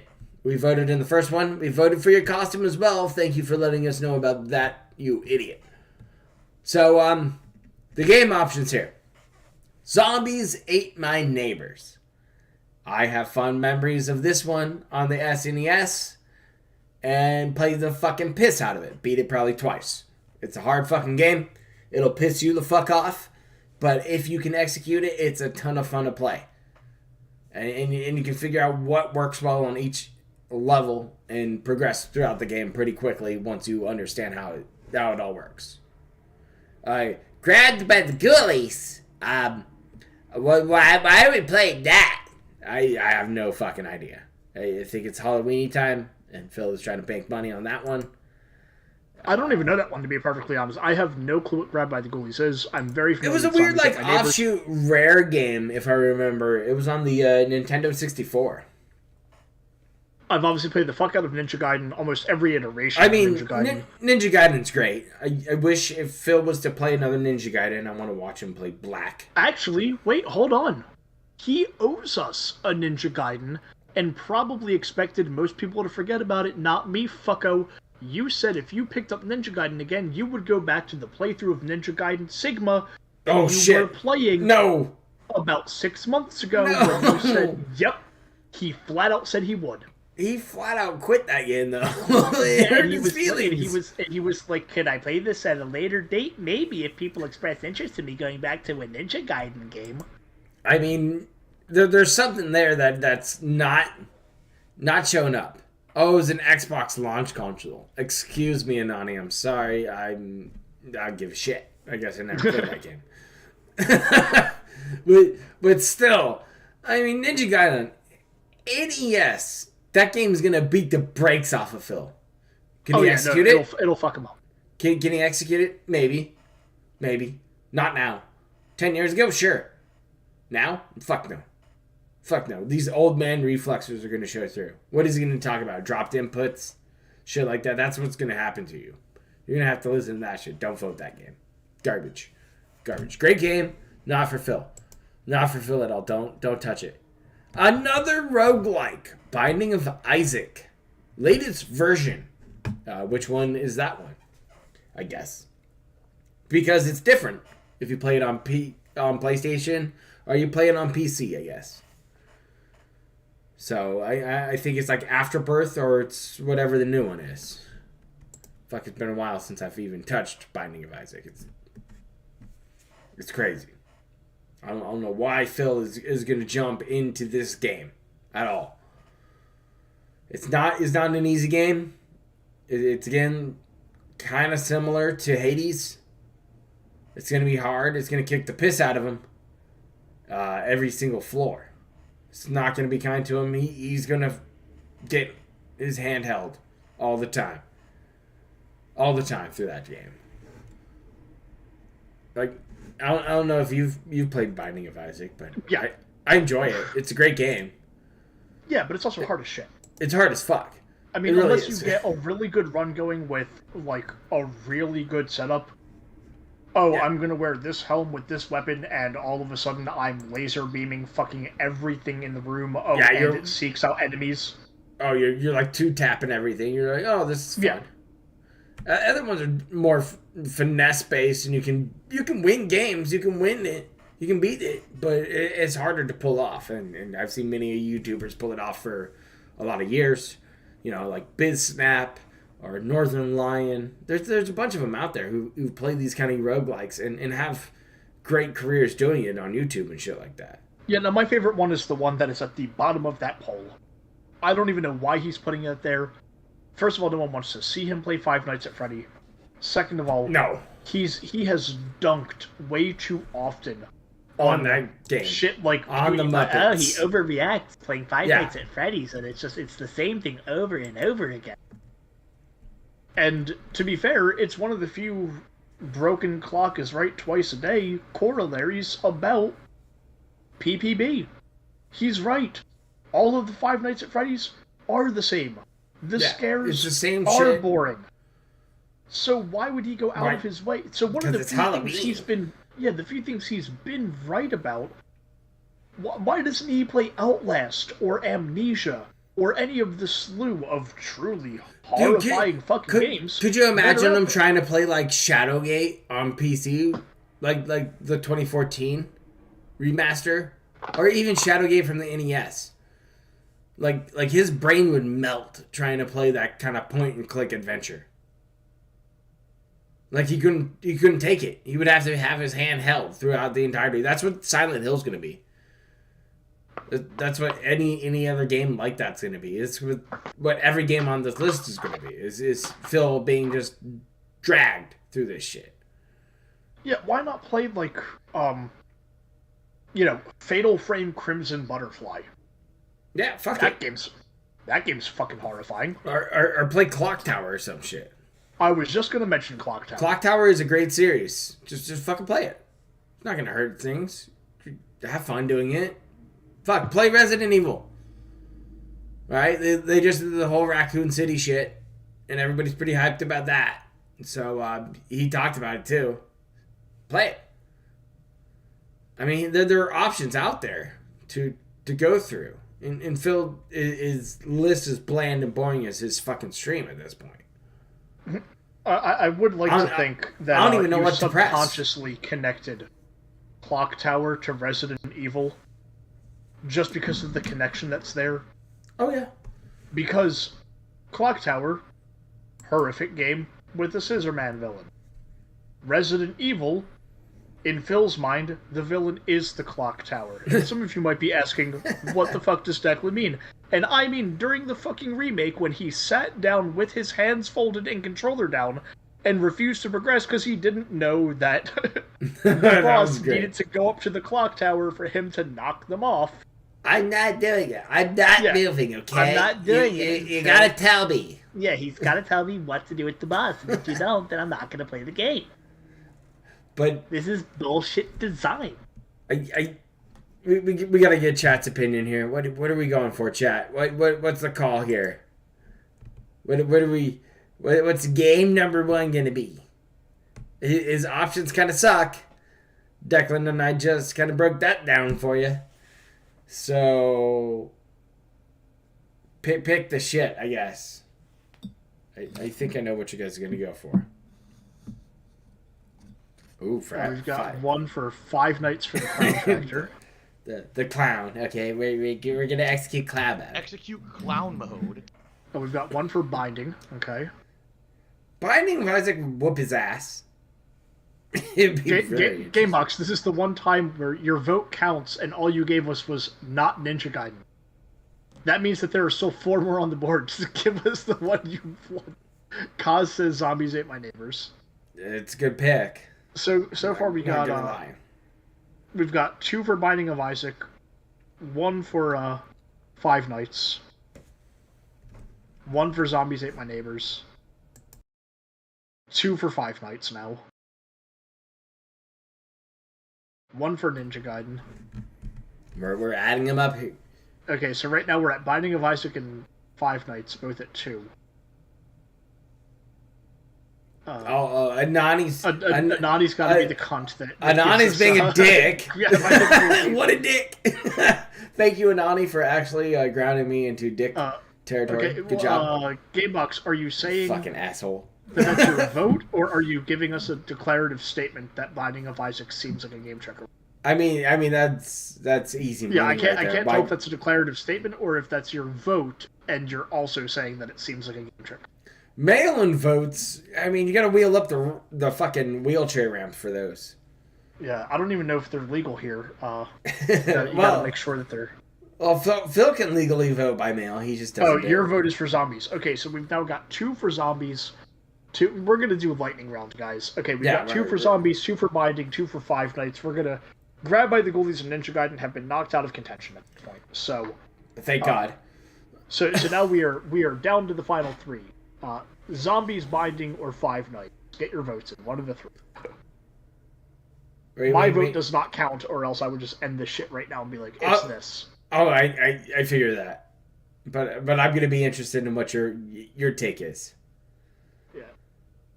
No, Zambi, we're not voting on the. Okay, we got to vote for zombies. Okay, so that's 3 for zombies. Gotta give it another 30 seconds. We'll hit 9:27 and then we'll stamp.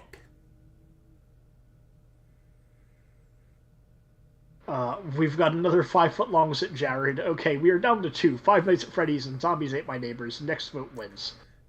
I agree with this. On one of the 2. Okay. We'll leave it to chat. Cause just get Zombies Ate My Neighbors. Okay. I think it's solid, and I think that is actually the preferred pick for me. Apparently his chat loves clown mode because they want 5 Nights at Freddy's sister location. That was actually going to be mine. I want to see. You want full clown? Well, no, I don't just want full clown. I want full clown with the added fucking chef's kiss of him having to explain away how his full clown of that specific game is somehow different. No. Then who's? Then someone else's full clown of that specific game. Who went full clown in that game? And made videos on it. Yeah, it's so weird. It's almost like a Swedish man who Phil claims he owns real estate for free, mind you, in said Swedish man's head. Are we taking this full circle and closing this out like professionals? Yeah, that was completely coincidental, by the way, guys, but hey, it worked. So, that's specifically why I want to see 5 Nights at Freddy's. I want to see him be able to justify why his full clown mode is somehow a distinct intellectual property, so to speak, why it is legally distinct. He's not plagiarizing the clown mode from PewDiePie. It's going to be amazing. And he's going to do it in a stupid fucking Halloween costume. That is his fucking choice. But before we end stream, I'll answer that question too. Zambi asks, why is Nightwish so good? Because The Poet and the Pendulum is one of the greatest fucking songs ever written. And they have lucked out with getting not 1, but 2 of the most classically trained female metal voices to ever grace metal bands. He's deep in that's why. Dipping into the metal. Female metal leads are great. Yes, when they're competent, absolutely. Like sign me up. I like some baby metal. Not gonna lie. Enjoy those shows. I hope Dave just is divine for Halloween. That is my new 3 a.m. sleep demon. Thank you.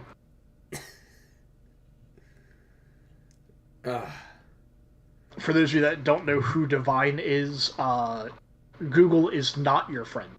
Yeah, don't do that at work. That might be a bad call.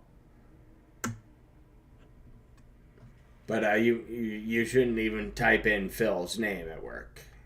That's true. Yeah, don't do that. You might get some Coon pictures.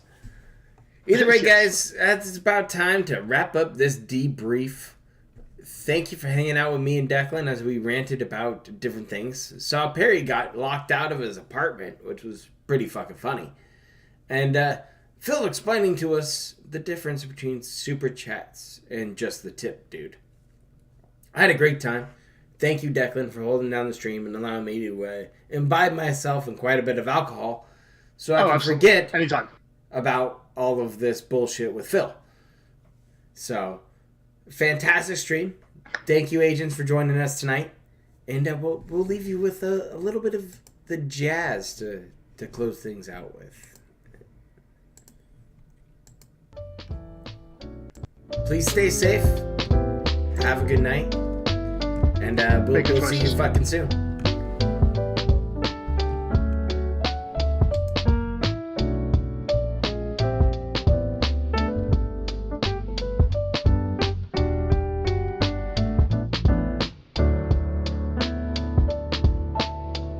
Yeah, that was really good. Oh, that's fantastic. Always.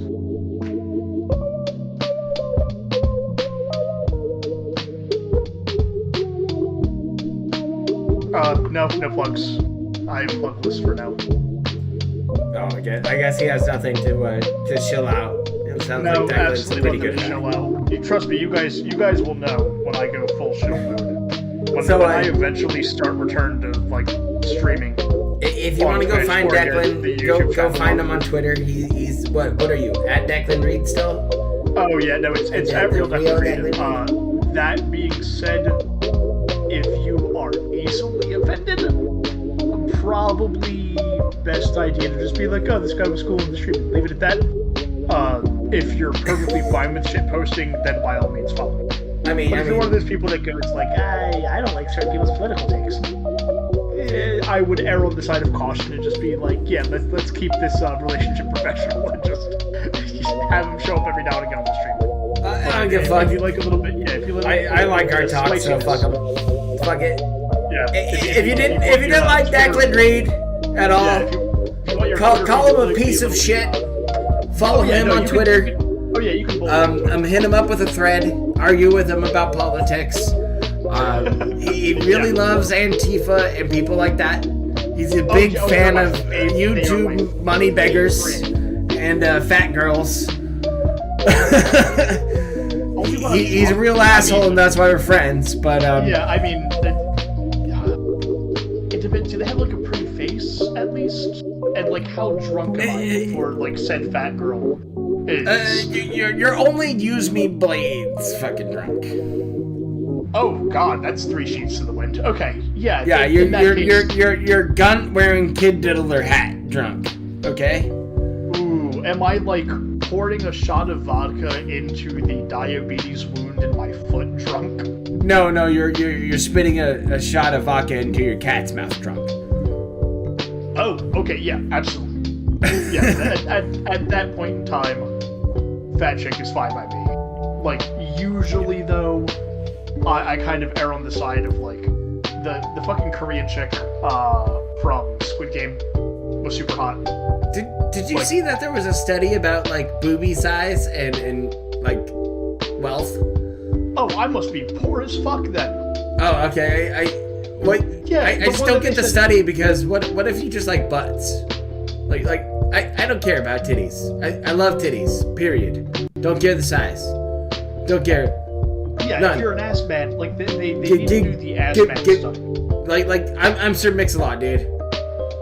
Baby got back, okay? That one was really weird because they were like, if you like larger breasts, then you're broke. But if you like smaller breasts, then you're rich. Are we trying to explain pedophiles? I'm confused. Yeah, I guess that's what it is. I'm concerned. And this is when we get Susan, and that's why I'm going to end the stream now so we can continue this talk.